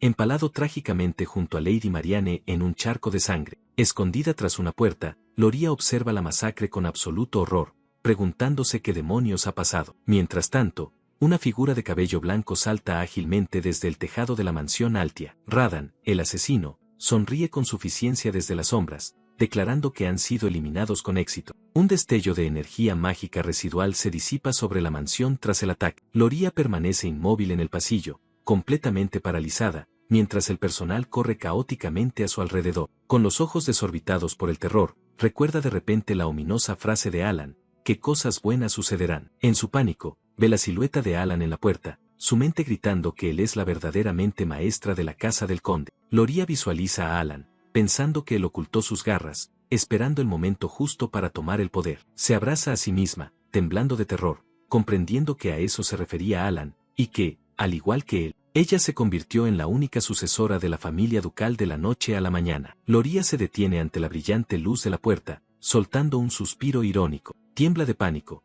preguntándose con qué clase de demonio monstruoso ha hecho un pacto, pero sabe que ya no puede retroceder. Camina sola por el largo pasillo, pensando que le sucede a quienes lo traicionan, sabiendo que ya existen demasiados precedentes. Aprieta su vestido con determinación, una gota de sudor en su rostro, decidiendo que debe seguir el camino que eligió. El tiempo avanza 2 meses, llegando a la imponente mansión Payatio. Un hombre con los ojos vendados se presenta ante Alan, sosteniendo una caja y anunciando que viene por orden del duque Altia, dejando a Alan confundido. Alan abre la caja y, mientras Evan exclama asombrado, identifica el contenido como una botella de vino Cernance. Evan le informa a Alan que esa botella de vino Cernance cuesta miles de oro, algo que nunca pensó que vería. Alan lee la nota y se da cuenta de que la preparó Loria, no el duque, sintiendo una punzada de culpa por no haberla ayudado. Alan, sentado en su escritorio, pregunta incrédulo si es para él, y el mensajero confirma que la duquesa misma lo preparó. Alan se sobresalta, procesando la palabra duquesa y dándose cuenta de que eso significa que Loria, la más joven, se ha convertido en la nueva duquesa, mientras ella escribe en su escritorio. Loria se estira en su silla, suspirando aliviada y pensando que 2 meses han pasado muy rápido. Ella mira el imponente despacho, reflexionando que se convirtió en duquesa tras el funeral de su padre y que antes ni siquiera podía entrar allí. Recuerda la repentina y gráfica muerte de sus hermanos, Timalian y Marianne, que murieron empalados. Piensa que, a pesar de lo repentino, ella no fue sospechosa en absoluto, ya que tenía la coartada perfecta de estar en el baile. Recuerda que, en ese momento, sus hermanos habían eliminado su organización secreta, dejándola literalmente sin poder al regresar a la mansión. Loria aprieta el puño, una lágrima cayendo mientras piensa sorprendida que él incluso usó esa situación para su ventaja. Recuerda que él la rechazó sin mucho cuidado en apariencia, pero hizo todo el trabajo sucio tras bastidores para eliminar a sus hermanos. Ella se pregunta qué tan lejos en el futuro calculó él, ya que ni siquiera le informó del funeral de su padre. Camina sola por el pasillo, deduciendo que él debió ayudarla porque necesita el nombre Altia para algún plan. Sabe que aunque logre unificar las organizaciones de Altia, no será suficiente para igualar el poder que él oculta. Loria mira el emblema de su familia, dándose cuenta de que ese regalo de vino significa que él quiere algo de ella. Piensa en Alan Payatio, una figura importante del inframundo sentada sobre una montaña de oro, y se pregunta qué tiene el que ella no. La respuesta es la habilidad de manipular la política desde las sombras. Él la necesita a ella, al nombre Altia, como su pieza de ajedrez. Loria se detiene en el pasillo, observando los retratos de sus antepasados colgados en la pared. Decide que, por ahora, tendrá que concentrarse en lo que debe hacer, mirando los árboles desnudos contra el cielo nocturno. Loria, de pie en el gran salón, piensa con confianza que el distinguido la contactará pronto. Ella sonríe levemente, esperando que a él le haya gustado su regalo de gratitud. De vuelta en la mansión Payatio, el mensajero se despide y se retira del despacho. Alan observa su partida, pensando confundido que algo no cuadra con la historia de Loria, mientras Evan se pregunta qué le pasa. Pasan unos meses, y la nieve cae sobre la finca Payatio, 5 años antes de que comience la historia original. Alan camina por el pasillo cuando una voz lo llama "Oh, joven amo", interrumpiendo sus pensamientos. Es Evan, quien se acerca corriendo y le pregunta si ya debe llamarlo conde, a lo que Alan responde que la ceremonia aún no ha ocurrido. Alan suspira, molesto, pensando que nunca planeó convertirse en el conde y que esto rompe sus reglas para una vida tranquila. En su mente, un pequeño Alan decide que, ya que está acostumbrado, al menos maximizará las ventajas de ser un noble. Evan entonces le entrega un sobresellado, informándole que es la carta de Yutia, y Alan la toma en silencio. Alan entra al despacho y le pregunta a Evan si obtuvo información sobre los asesinos de Leo, a lo que Evan responde que el gremio aún investiga. Mientras se sientan, Evan le pregunta a Alan cuál es su objetivo ahora, suponiendo con calma que no se trata de venganza. Alan, con rostro serio, piensa que los cambios en el juego son efectos mariposa causados por él, así que decide prepararse para lo inesperado. Evan sonríe, exclamando que Alan sonó como un verdadero conde, y Alan, mientras abre la carta, responde con un simple seguro. Alan se concentra en el sobre, preguntándose qué le habrá escrito Yutia esta vez. La carta detalla que todos están bien, enfocados en sus pasatiempos, y que los espectáculos de marionetas de Deus ya son de nivel profesional. Lee que a Seolran le encanta jugar alegremente con sus amigos en el jardín, y que Rine ahora lee tranquilamente mientras hace cosas, e incluso Radan ha adoptado la jardinería como pasatiempo. Alan sonríe cálidamente, pensando que aunque nunca ha visto sus rostros, le reconforta el corazón saber que todos están creciendo bien. Levanta la vista del papel y de repente le pregunta a Evan qué edad tienen los niños, dejando a Evan desconcertado por lo repentino de la pregunta. Evan informa seriamente que los niños que Alan ordenó salvar ya tienen la edad de salir a la sociedad. Alan se sorprende al ver la imagen mental de los 5 niños sonrientes, rodeados de flores, aunque ésta parece resquebrajarse. La visión continúa, mostrando a los 5 niños inclinándose profundamente, firmando su agradecimiento como los 5 pecados capitales. Alan, en su forma chibi, sostiene la carta y murmura que sí, que es hora de dejarlos ir. Evan, escéptico, le pregunta si no los había juntado por sus heridas, pero Alan insiste en que ya crecieron y deben irse por su futuro. Alan reflexiona, pensando que los cuidó lo suficiente para que no despertaran como pecados capitales, así que deberían estar bien. Un pequeño Evan asiente, murmurando que ahora entiende, ya que todos están bien de salud. Alan recuerda que en el juego, cada batalla de jefe tenía una narrativa. Yutia, la ira, poseía el talento de la fe. Deus, la pereza, tenía el talento innato de la espada. Y Rine, la avaricia, destacaba por su talento para el estudio. Seolran, el orgullo, tenía el talento de una luchadora formidable, y Radan, la misofobia, poseía el increíble talento de un apóstol. Alan levanta los papeles, pensando con confianza que si usan sus talentos en los campos correctos, estarán más que bien, un plan perfecto. Con una leve sonrisa, decide que también debería preparar un regalo de graduación para cada uno de ellos. Cae la nieve sobre la mansión Payatio mientras el cielo se tiñe de naranja. Alan levanta los brazos triunfante, gritando que por fin ha terminado todo, mientras Evan, sentado a su lado, da un sorbo a su bebida. Evan se despide enérgicamente, y mientras Alan lo ve partir, se pregunta con picardía si podrá obtener algo a cambio cuando se vuelvan famosos. Alan envía sus cartas, deseando que los niños las lean y salgan al mundo, como aves volando hacia el sol. En el orfanato, Yutia sostiene su carta,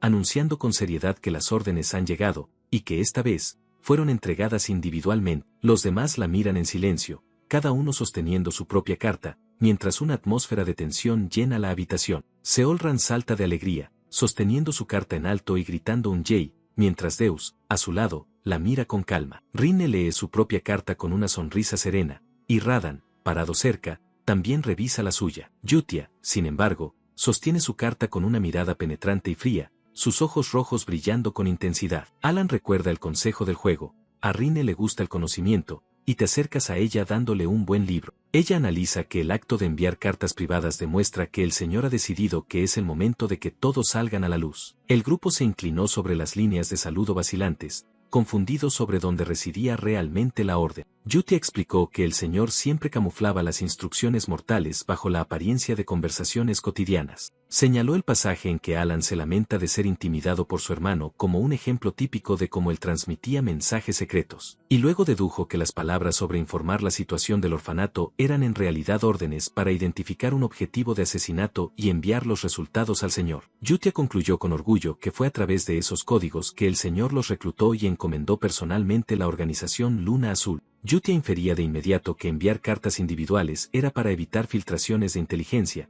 y recordó el principio de máximo secreto de la organización. El grupo debatió acaloradamente por qué no usar un artefacto mágico para comunicarse con más facilidad, pero luego se convencieron de que las cartas manuscritas eran el método preferido del señor, lo que llevó a Yutia a cortar con voz severa, afirmando que su único deber era acatar la orden sin derecho a dudar. Deus estaba detrás, sudando profusamente, horrorizado por la fe ciega y la obediencia absoluta hasta el extremo de su líder. Seolran rompió el ambiente tenso con entusiasmo al alzar la carta, instando a todos a abrirla pronto para ver cuál era la verdadera misión. El grupo se inclinó a leer las simples líneas de preocupación de Alan, pero deliberadamente las interpretaron como un código que ocultaba órdenes de combate. Deus leyó en voz alta la instrucción de que debía ir al reino de caballeros Caliburn, mientras Seolran fruncía el ceño lamentándose de ser enviado al árido desierto de Kalen. Rinne y Radan confirmaron por turnos que sus nuevas áreas de operación serían la bulliciosa ciudad de entretenimiento Raxas y la enigmática ciudad laberíntica de Lartania. Yutia sonrió con ambición al saber que su destino era el Santo Reino Rosario,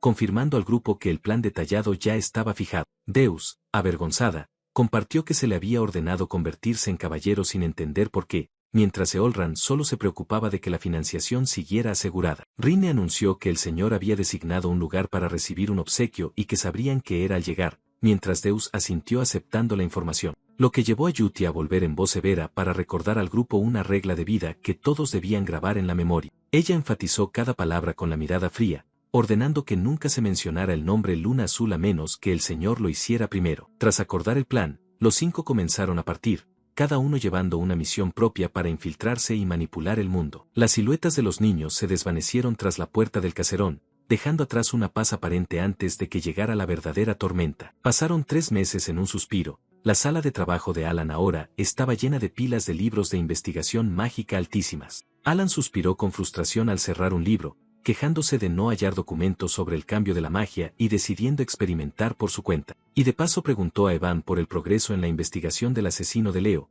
pero solo recibió una negación que indicaba que la red informativa aún no hallaba pistas. Se pasó la mano por la barbilla, preocupado, dándose cuenta de que el efecto mariposa de salvar a los 5 pecados capitales había hecho que todo empezara a salirse de control. Alan recordó pensativo a Loria, quien según la trama original debía haber muerto pero ahora ocupaba con orgullo el asiento del duque Altia, lleno de poder. Alan palideció al darse cuenta de que Loria estaba expandiendo su poder en el inframundo a velocidad vertiginosa, lo que le provocó escalofríos. Ordenó apresuradamente a Evan que detuviera la investigación del asesino, dejando al caballero perplejo sin entender por qué su señor había cambiado de opinión tan repentinamente. Alan comprendió claramente que en ese mundo la red de información era tan densa que nada escapaba, y que a veces la ignorancia era una bendición. Temía que si se empeñaban en indagar en lo prohibido, el resultado no sería más que un desastre, porque todas las medidas de precaución serían inútiles y conducen a la muerte, así que decidió que la seguridad es lo primero. Alan se tranquilizó pensando que esas organizaciones misteriosas no tendrían motivo para atacarlos si él no provocaba el hormiguero. Decidió de forma rotunda cancelar la investigación,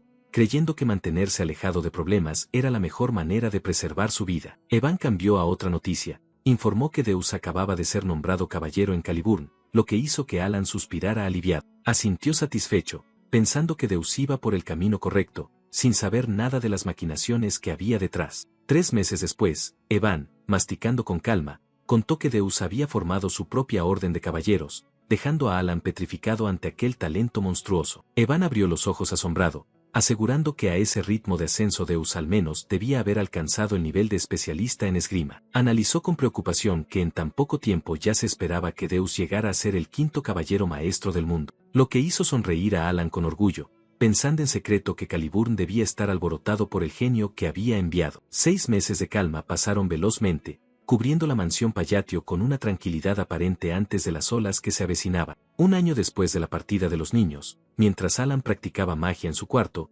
Evan entró con rostro serio para dar una noticia. Alan continuó trabajando con calma al escuchar que Deus se había convertido oficialmente en uno de los espadas de Caliburn, lo que le dejó tan impactado que la energía mágica en sus manos se apagó. Preguntó alarmado si acaso el chico ya era un caballero maestro. Los dos, señor y criado, se miraron atónitos y desconcertados, pues normalmente solo los verdaderos espadas santos calificaban para ese título. Alan recordó con escalofrío el concepto de espada santa del juego, seres sobrehumanos que trascendían el nivel del alma de la espada para alcanzar la fuerza suprema. Y Deus, con una sonrisa arrogante, había despertado oficialmente una habilidad única para afirmar su posición de dominio. Alan, confundido por si Deus ya era una espada santa, corrigió con calma que el chico solo estaba a punto de alcanzar ese nivel porque aún no había generado un subproducto. Continuó diciendo que, de todos modos, el Estado ya le había conferido el título porque Deus no solo ganó con contundencia el duelo contra la 4ª espada, sino que también compensó la pérdida que Caliburn había sufrido de una espada santa en la larga guerra de más de una década contra las tribus del norte. Evan reflexionó en voz baja que dominar el mana requiere 15 años, y crear un subproducto tomaría al menos varias décadas continuas. Recordó a Reinhardt, el primer espada, quien ostentaba el récord de convertirse en espada santa más joven al alcanzar los 32 años. En el juego, Reinhardt era un aliado temporal con un poder devastador y el orgullo de un espadachín desde la más tierna infancia. Alan sudó al darse cuenta de que Deus, un niño sin entrenamiento formal en esgrima, podía superar el récord de esa leyenda. Se alegró pensando que si Deus era más fuerte que Reinhardt podría aprovechar su fama antes de lo previsto, pero la sonrisa se desvaneció cuando una idea aterradora cruzó su mente, dejando a Alan extremadamente perturbado. Evan rechazó con una mano y una sonrisa burlona que eso era imposible, mientras Alan empezaba a temblar al comprender el precio de ese poder. Alan, abatido, sostuvo la carta en la mano y se quejó a Evan de que, al final, solo Yuti había mantenido contacto regular con él, pero gracias a esas misivas aún lograba mantenerse al tanto de la situación de los demás niños aunque se hubieran dispersado por todas partes. Sintió un punzón de resentimiento porque los niños recibían regalos sin siquiera agradecer, pero luego se recriminó por pensar de forma mezquina. Alan se dio una palmada fuerte en la mejilla para recomponerse,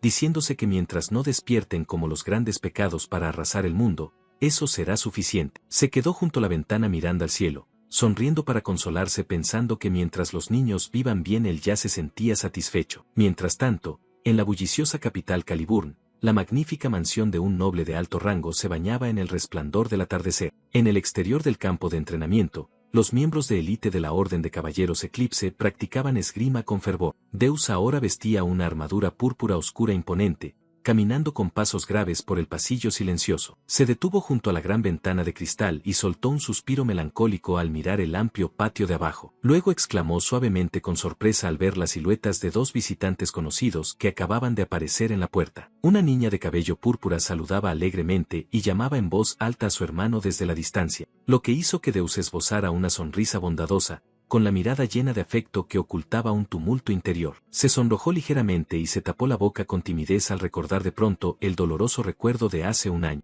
Ese día había perdido todo lo más preciado a manos de unas criaturas de la oscuridad de piel negra. Solo extendía las manos en la desesperación al ver a sus seres queridos arrebatados cruelmente ante sus ojos. Lo único que le quedó entonces fue un fragmento de recuerdo doloroso, junto con una furia insana que estallaba, deseando consumir y destruir todo a su alrededor. Fue encarcelado en una celda helada, roído día y noche por la soledad y un odio que le calaba hasta los huesos. Ser salvado por la gran luna por sí solo no bastó para comprar su lealtad absoluta, pero fue la promesa de Yutia de permitirle vengarse con sus propias manos lo que le hizo aceptar someterse bajo la bandera de la luna azul. Deus recordó los días de actuar en nombre de la luna azul, cuando fue lanzado a incontables misiones mortales y entrenamientos infernales. Pero confesó que no le importaba su propia seguridad, dispuesto a que su cuerpo sangrara con tal de lograr el objetivo. Durante años realizó misiones fundamentales contra las fuerzas oscuras, hasta que recibió la primera orden personal, que lo dejó con el papel en la mano y el rostro lleno de desconcierto,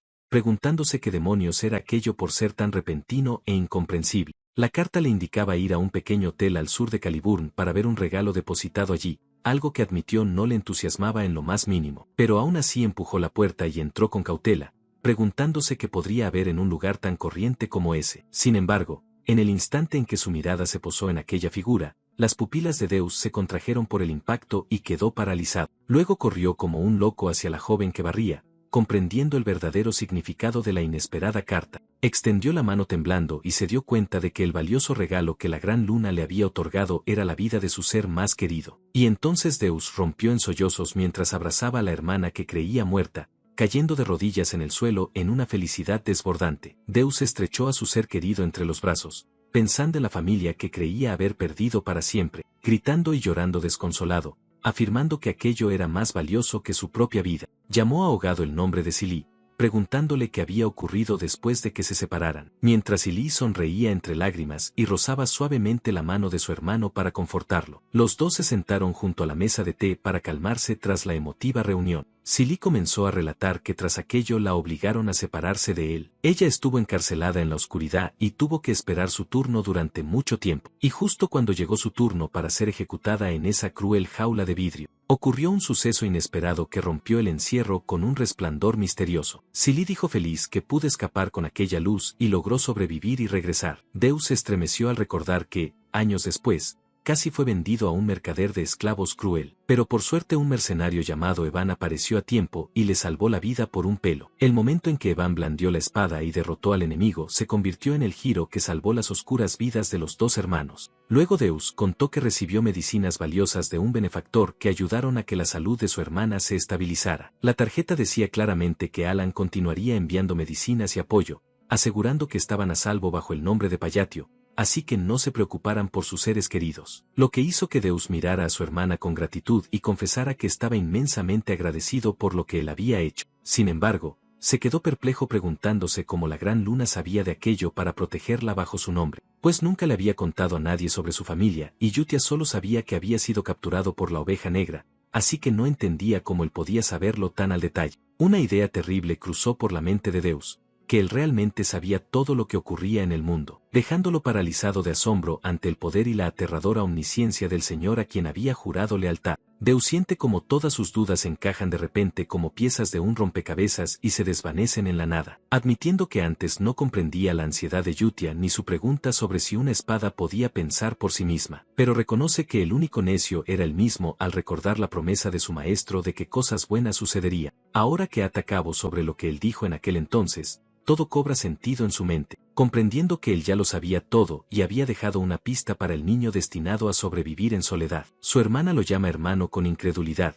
sin poder creer que él esté realmente allí frente a ella. Y Deus reflexiona que, aunque su espada se atrevió a actuar por su cuenta sin permiso, su maestro decidió ser generoso y misericordioso en lugar de castigar su insolencia. Confiesa que mientras él solo se alimentaba de odio y pensamientos de venganza contra la oveja negra, el regalo de la supervivencia de su familia fue algo que superó cualquier medida imaginable. Yutia declara con fervor que pronto te darás cuenta también de por qué sigo a ese hombre, demostrando que ella no era solo una fanática, ni confiaba en él ciegamente. Deus, con la mirada ardiente de determinación, se jura a sí mismo que tiene que pagarle. Define su propósito con claridad, afirmando que mi misión, es convertirse en el pináculo de Caliburn, el caballero maestro, y crear una orden de caballeros personal llena de los mejores espadachines. Se presenta ante su superior bajo la luz de la luna, anunciando con frialdad que capitán, es hora. Camina con paso firme frente a las tropas alineadas, listo para tomar el mando de su destino,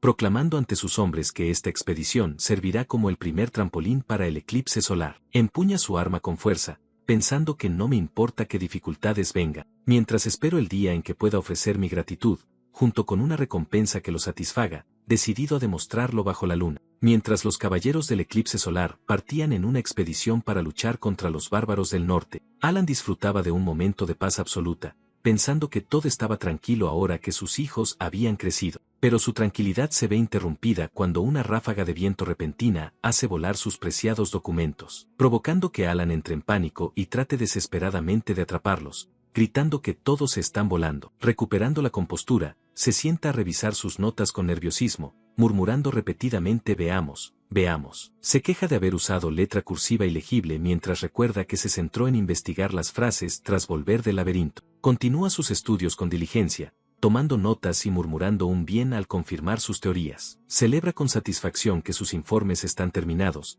destacando el análisis sobre cómo cada frase cambia la magia. Comprueba que la refracción fortalece la imperfección dentro de un hechizo completo, haciendo que su rango se expanda. Y finalmente confirma que la repulsión aplasta la forma, afectando la transición del proyectil disparado con una luz cegadora. Alan analiza que la luz azul refuerza la magia paralela, tal como funciona la magia eléctrica, y anota que la línea de difracción otorga penetración, permitiendo que el ataque perfore a través del objetivo. Comprende con satisfacción que la combinación de estos factores resulta en un efecto crítico devastador. Se estresa recordando las reglas de las frases sobre no repetir ni desajustar, lamentando que con su reserva de maná solo puede usar una magia por día y tardó mucho en averiguarlo. Reflexiona que, según la configuración de este mundo, las señales de mano y frases de Babilonia fueron olvidadas hace mucho, por lo que no había información escrita. Admite que al final tuvo que hacer la investigación él mismo, descubriendo que se divertía un poco aunque solo aprendiera magia para protegerse. Se pone de pie en el jardín rodeado de energía,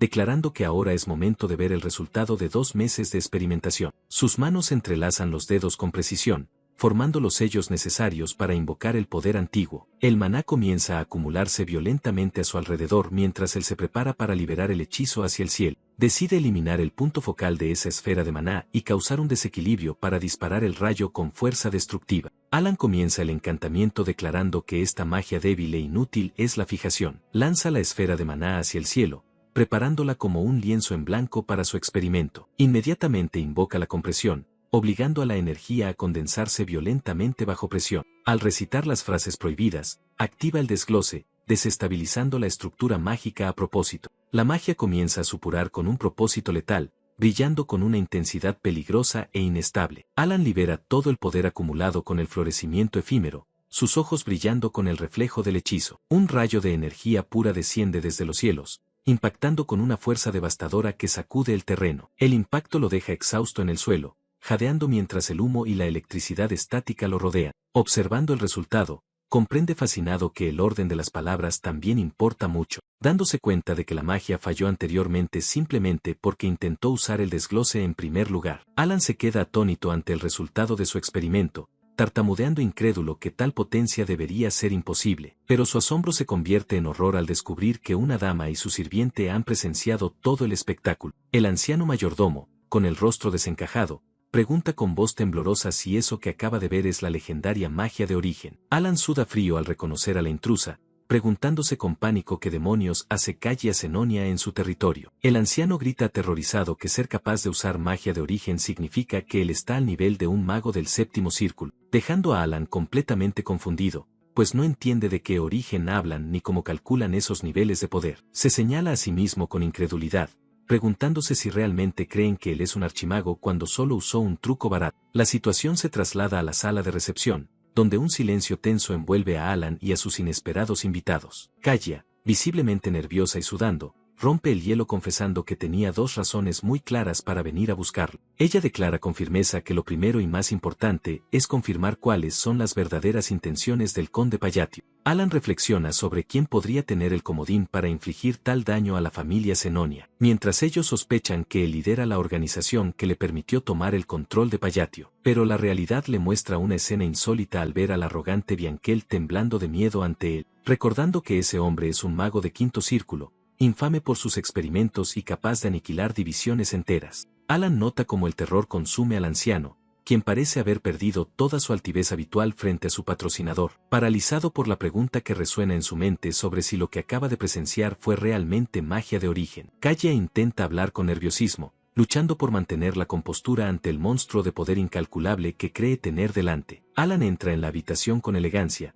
manteniendo esa fachada de noble intocable que tanto los intimida. Con una mirada gélida y penetrante, les pregunta directamente qué asunto los ha traído a su condado, ocultando tras su rostro estoico el hecho de que él es el más confundido de todos por la situación. Kaguya se disculpa cortésmente por la repentina visita, sentada junto a su mago en la tensa sala de recepción, y confiesa que ansiaba conocerlo, aunque Alan la interrumpe tranquilamente asegurando que no la culpa por ello. Él decide aclarar la situación de inmediato, afirmando tajantemente que lo que vieron no fue magia de origen. Con una honestidad brutal, les revela que si clasifican sus habilidades, él apenas se encuentra en el segundo círculo. Argumenta que el mago a su lado seguramente notó que ese hechizo no tiene utilidad práctica en combate, provocando que Bianchel tiemble de pánico, interpretando esa humildad como una amenaza de muerte si abre la boca. El anciano se apresura a coincidir tartamudeando, lo que deja a Kaguya en shock al ver a su arrogante maestro tan sumiso. Alan se relaja pensando que ha resuelto el malentendido y les pide que expliquen el verdadero propósito de su viaje. Kaguya, acorralada, responde nerviosa que no tiene ningún motivo especial y que solo pasaba a saludar. Decepcionado por la trivialidad, Alan la corta fríamente, diciendo que tiene trabajo y no puede perder más tiempo. Alan despide a sus invitados diciendo que entiende y gracias por tomarse su tiempo para verme, sentenciando que nos iremos ahora. Pero antes de cortar la conversación, añade amablemente que si necesita a alguien con quien hablar, le aconsejo que visite a la duquesa Altia, dándole una dirección clara para su futuro. Alan piensa convencido para sus adentros que creo que ustedes dos se llevarían bien. Kaguya hace una reverencia sumisa y responde que si usted lo dice, le haré una visita. La visita termina y el carruaje de la familia Senonia se prepara para partir de la mansión bajo la atenta mirada de los guardias. En la entrada, Idan y Evan se preguntan por qué una Senonia, una familia arruinada del oeste, ha venido aquí, admitiendo que no puedo ni imaginar por qué. Alan suda frío pensando con pesimismo que esto va a ser problemático. Teme que si se extiende el falso rumor de que usa magia de origen, los que buscan oponentes fuertes empezarán a buscar peleas con él. Alan reflexiona que espero que hayan entendido lo que quise decir, ya que de ninguna manera Senonia visitaría a Altia, su competencia en el inframundo. Alan se queda atrás con una aura sombría, rogando internamente que solo no vengan a mí con más problemas. Mientras en el carruaje, la duda persiste sobre si fue lo que usó el conde Payatio lo que tanto los asustó. Kaguya, incapaz de contener su curiosidad, le pregunta directamente a su maestro si era realmente magia de origen. Bianchel, secándose el sudor frío, niega diciendo que, no lo fue, lo que lleva a Kaguya a cuestionar entonces, ¿a qué vino esa reacción tuya? El mago explica temblando que la magia de origen es el tipo de magia que dibuja sus propias leyes sobre el lienzo de principios absolutos e inmutables, permitida solo a la cúspide de los magos. Activa su magia ocular y revela que sin embargo, lo que el conde estaba usando era diferente, admitiendo que como pediste, usé mi ojo observador para echar un vistazo a su magia, y vio con horror que él estaba rasgando el lienzo mismo, describiendo cómo estaba torciendo los principios absolutos e inmutables. Bianchel exclama con incredulidad que él fijó el rayo en medio del proceso mágico, y narra cómo lo retorció y colapsó la ley natural para adaptarla a su voluntad. Concluye con absoluto pavor que pero incluso después de hacer todo eso, la magia aún se materializó, algo que escapa a su comprensión. Bianchel grita aterrorizado ante la revelación, exclamando que él manifestó un milagro imposible ante sus propios ojos. El anciano tiembla incontrolablemente, balbuceando que pero lo que vino después es lo que realmente le heló la sangre. En su visión, la figura de Alan se alzaba bajo un ojo cósmico gigante, y Bianchel comprende que eso era claramente del gran dios olvidado. El dolor lo golpea y se agarra la cabeza, gimiendo tengo que dejar de pensar, temiendo que saber más le cueste la vida. Confiesa a Kaguya que, en mis años de juventud, profundicé tanto en el conocimiento antiguo que ganó elogios, solo para enfatizar la gravedad de su advertencia. Con una mirada de advertencia final, le dice con voz grave: déjame ser claro cuando digo esto, no te opongas al conde Payatio. Kaguya suelta una risa seca y responde: ja, entendiendo que entonces lo que quieres decir es inútil para alguien tan insignificante como yo averiguar sus intenciones. Recuerda las palabras de Alan: te aconsejo que visites a la duquesa Altia, visualizándose a sí misma como una simple pieza en el tablero de ajedrez gigante de él. Con los ojos brillando con una mezcla de miedo y resolución, admite internamente que ya me he convertido en su peón. La historia avanza y el paisaje cambia a una mansión serena, marcando que 5 meses después, cerca de 2 años desde que los niños dejaron el orfanato, Alan entra repentinamente en la habitación y llama la atención de su caballero diciendo: oye, Evan. Evan se levanta expectante preguntando si obtuvo nueva información sobre los niños, pero Alan responde con seriedad que no se trata de los niños. Alan suelta la impactante noticia revelando que al parecer, el condado Senonia y el ducado Altia se han aliado, dejando a Evan atónito preguntando qué. Alan explica que es una convención del inframundo, mientras entra en pánico internamente pensando si el reino de Asteria está a punto de caer en la ruina por su culpa. De repente se detiene en seco, golpeado por la realización y preguntándose: espera,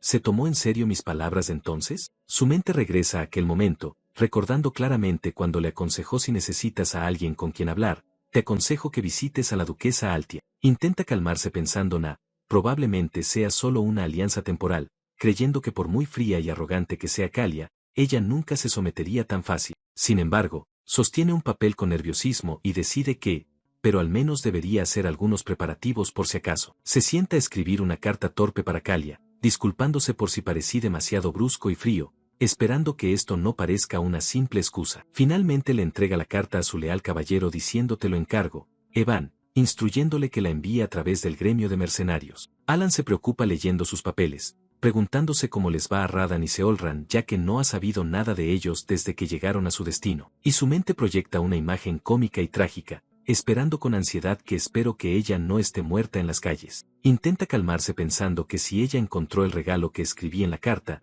todo debería salir bien. El regalo es la esencia de la tribu Melena Dorada, un objeto vital que, según la descripción, evitaría que el pecado del orgullo cayera en la corrupción. Alan mira por la ventana, recordando que le reveló la ubicación de tesoros ocultos y confiando en que ella tiene talento suficiente para hacer dinero y estar bien. Reflexiona sobre el entorno hostil al que la envió, sabiendo que ese lugar es la nación de los luchadores, donde la fuerza puede ganarte el mundo entero. La escena se traslada a los áridos y rocosos paisajes de la nación del desierto Kalen. El viento sopla frente a una cueva oscura y solitaria, el lugar donde se esconde el tesoro prometido. Seolran camina exhausta dentro de la cueva, soltando un suspiro de alivio al ver el final de su búsqueda. Ella levanta triunfante el guantelete dorado hacia el cielo, gritando con alegría desbordante que, finalmente, la prueba ha terminado. Seolran alza el guantelete dorado hacia la luz, gritando con gratitud que: oh gran luna, gracias por el regalo. Ella se ríe con incredulidad y alegría, confesando que pensé que la esencia de la tribu Melena Dorada era solo una leyenda.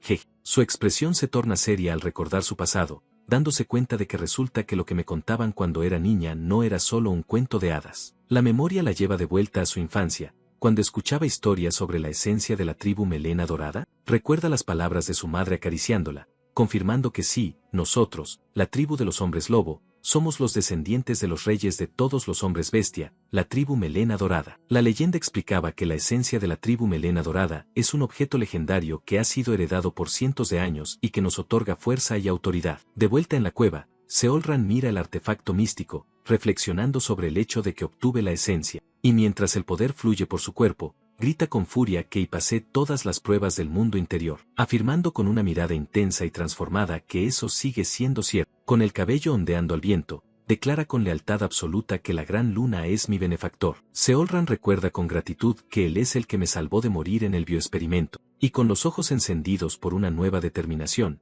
se promete a sí misma que yo tengo que pagarle por este favor. Mientras una aura dorada explota violentamente a su alrededor, ella lanza un ataque feroz, pensando que estoy segura de que él no quiere que me convierta en una gladiadora mediocre. Su mirada se afila con una resolución inquebrantable, declarando que de aquí en adelante, necesito convertirme en la gladiadora más fuerte, revivir a la tribu Melena Dorada reuniendo a nuestros miembros dispersos, y matar al dragón negro con esto, desatando un golpe de poder devastador con su guantelete. Ella camina sola bajo la inmensidad de la noche del desierto, su silueta marcada por la soledad y la fuerza, y mira hacia las estrellas con devoción absoluta, reafirmando que todo es para él. Se lanza al vacío con una sonrisa salvaje y depredadora, gritando empecemos. Seolran camina decidida, cumpliendo la profecía de que serán revividos bajo la luna azul después de 500 años. De regreso en la mansión, Alan se detiene un momento con un documento en la mano, pensando que eso me recuerda a algo. Evan le informa que el gremio de información ha obtenido información sobre los niños, admitiendo que olvidó decírselo en el campo de entrenamiento. Relata que Seolran ha tenido un desempeño muy bueno en la colonia, ganándose el alias de Destello Dorado. Alan se rasca la mejilla confundido, pensando ¿Destello Dorado? Siento que he oído eso en alguna parte, pero se alegra de que esté bien. Evan asiente con los brazos cruzados, confirmando que cierto, puede ser cualquier cosa si tienes fuerza en esa tierra. Alan pregunta qué hay de Radan, pero Evan responde que aún están verificando la integridad de la información sobre él, antes de que Alan cambie el tema diciendo por cierto, Evan. Alan lo mira con intensidad y le pregunta, ¿no se supone que deberías estar ocupado? Dejando a Evan perplejo preguntando ¿perdón? Alan entra en pánico y le ordena que tienes que prepararte. Toma al menos un mes llegar a la Torre Mágica, lo que hace que Evan grite ¿qué? Alan sonríe inocentemente preguntando oh, no lo mencioné antes, mientras Evan suspira resignado diciendo bueno, ya estoy acostumbrado. Alan se extraña de la duración del viaje, pero Evan le aclara que nos dirigiremos a la Torre Mágica Azul, situada cerca de la lejana ciudad Laberinto. Evan se retira prometiendo que comenzaré a prepararme de inmediato,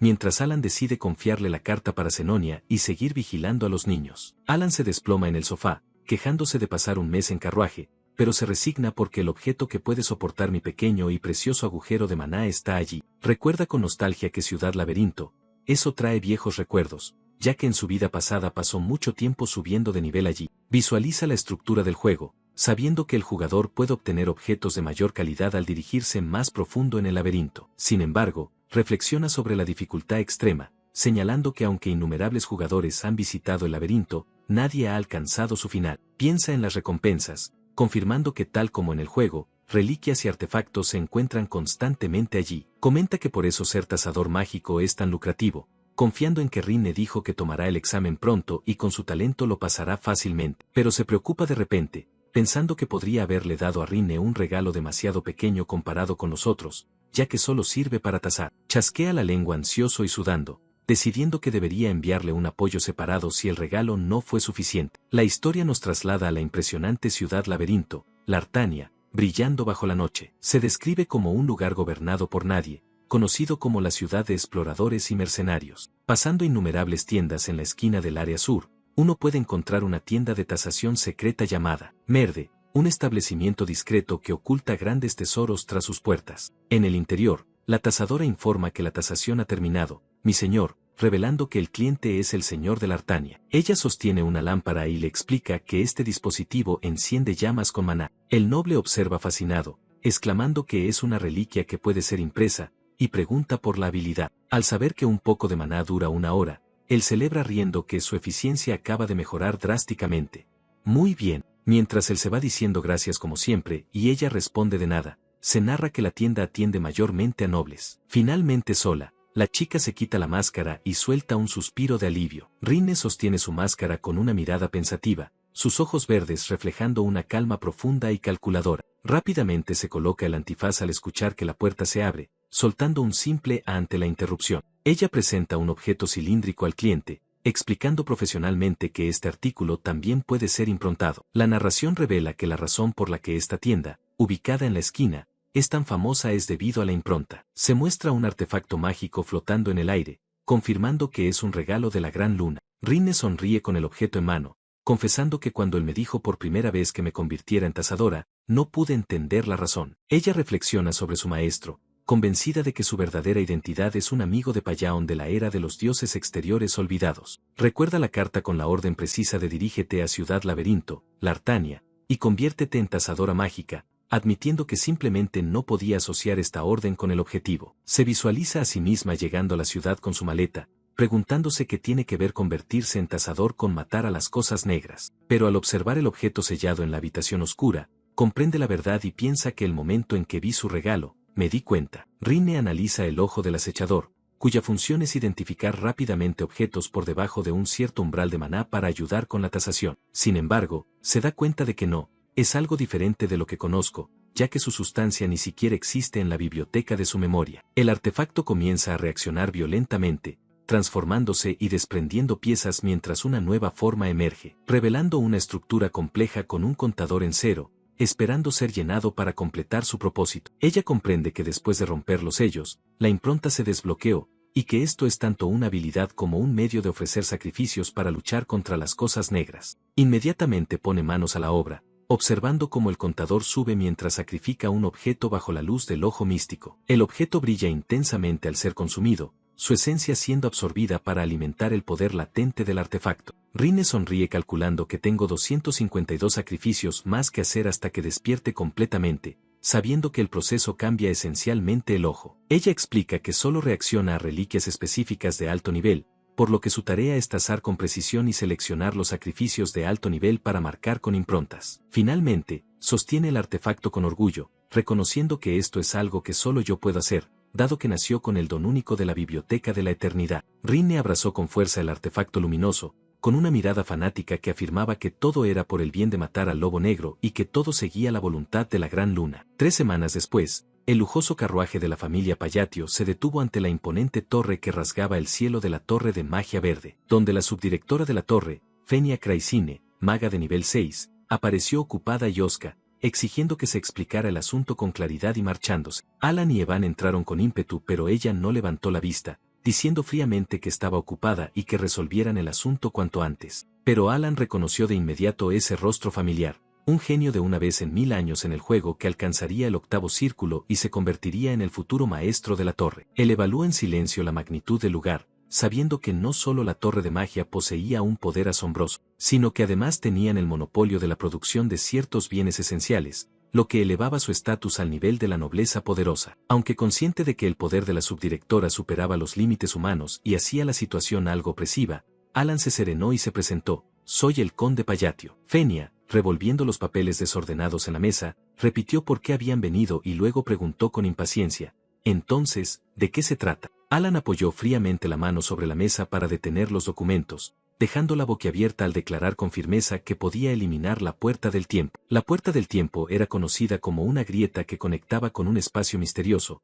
causando anomalías y enormes daños al mundo real. Fenia resopló y activó su ojo mágico para escrutarlo, pensando con desprecio que con tan escaso talento qué clase de truco pretendía hacer. Luego la despidió con brusquedad, diciéndoles que se marcharan, provocando que Alan, alarmado, la suplicara: «Espera, esto no puede hacerse así, necesito una respuesta». Fenia exhaló con ira, burlándose de que él pretendiera eliminar la Puerta del Tiempo y apoderarse del tesoro. Claro, por supuesto que haría tal cosa. Luego gritó que era ridículo y estalló en una furia intensa ante la insolencia del invitado no deseado. Golpeó con fuerza la mesa y vociferó que sabía cuánta gente venía aquí cada día por ese asunto, lo que hizo que Alan pusiera cara de pena sintiéndose agraviado, intentando convencerla: «Dilo, llévame a la Puerta del Tiempo y te lo demostraré». Fenia frunció el ceño y dijo claramente que entendía que él necesitaba algo espectacular para cambiar la opinión pública, pues la gente empezaba a sospechar que la única razón por la que era conde era la suerte tras la muerte de sus hermanos. Se puso de pie irradiando una presencia imponente, advirtiendo que eso no significaba que él pudiera traer sus asuntos al lugar y causar disturbios, haciendo que Alan y Evan tambalearan por la ráfaga de energía mágica. Alan pensó sorprendido que aunque parecía adicta al trabajo, ella captaba las noticias externas con gran agudeza. Fenia desató magia que creó una presión espantosa, como si el espacio a su alrededor fuera a fragmentarse ante su furia, lo que hizo sudar a Evan, que susurró a su señor que era solo mana, y que creía que serían partidos por la mitad si se atrevían a provocarla. Alan, sereno, atravesó la tormenta de energía y apostó todo al declarar que si no podía eliminar la Puerta del Tiempo, entregaría todos sus bienes a la Torre de Magia. Lo miró directamente a los ojos con determinación inquebrantable y añadió que, si ella quería, juraría en ese mismo instante. Fenia, atraída por esa audacia, retiró su magia y sonrió con cálculo, diciendo que no era mala oferta por un poco de tiempo. Luego condujo a ambos ante una enorme puerta de hierro, recordándoles fríamente que la Puerta del Tiempo estaba allí dentro y que, como había prometido, todas sus posesiones serían suyas si fracasaba. Alan respondió brevemente que eso no ocurriría y entró, mientras Fenia evaluaba en silencio si él era el verdadero artífice o solo un incompetente con suerte. Ella ladeó los labios con desdén al ver su espalda, pensando para sí que después de escucharlo un rato, estaba segura de que él encajaba más en lo segundo. Fenia examinó los índices de Alan, decepcionada porque, pese a su aire inhumano, solo tenía un orificio de maná pequeño y talento en el borde del segundo círculo, se preguntó qué lamentable pensaba hacer con eso. En realidad nadie necesitaba cerrar la puerta porque al cabo de 3 meses desaparecía por sí sola tras expulsar la reliquia, así que la investigación terminaba ahí y ningún hechicero se molestaba en intentar cerrarla. Sin embargo, la puerta del tiempo en la Torre de Magia Verde siguió causando disturbios durante más de 2 años, generando anomalías que nadie pudo resolver. Al ver a Alan inmóvil, Fenia, impaciente, ordenó con frialdad que si no iba a hacer nada simplemente saliera de la sala. Pero se detuvo al ver que él levantaba la mano desnuda, horrorizada al pensar que pretendía usar la mano como conducto. Ese método primitivo casi solo existía en los cuentos. Creyéndolo una farsa, ella gritó que dejara de imitar y se marchara de inmediato. Pero antes de acabar la frase el espacio se volvió de repente denso, y 2 figuras diminutas quedaron sumidas entre una presión invisible que las oprimía. Fenia abrió los ojos de par en par al descubrir su cuerpo rígido, aterrada al pensar que no podía moverse. No, que todo se había detenido. Ante los ojos de Alan, complejos círculos mágicos giraban violentamente, activando un poder supremo que doblaba la realidad. Una columna de luz rojo oscuro estalló devorando la oscuridad, haciendo que Fenia solo alcanzara a balbucear eso es, ante la escena espantosa. Un ojo gigantesco de rojo sanguíneo se abrió en el vacío, mirando al mundo con la potestad de un dios antiguo. Fenia quedó paralizada bajo la luz roja diabólica, presenciando la terrible fuerza que brotaba del hombre al que antes despreciaba.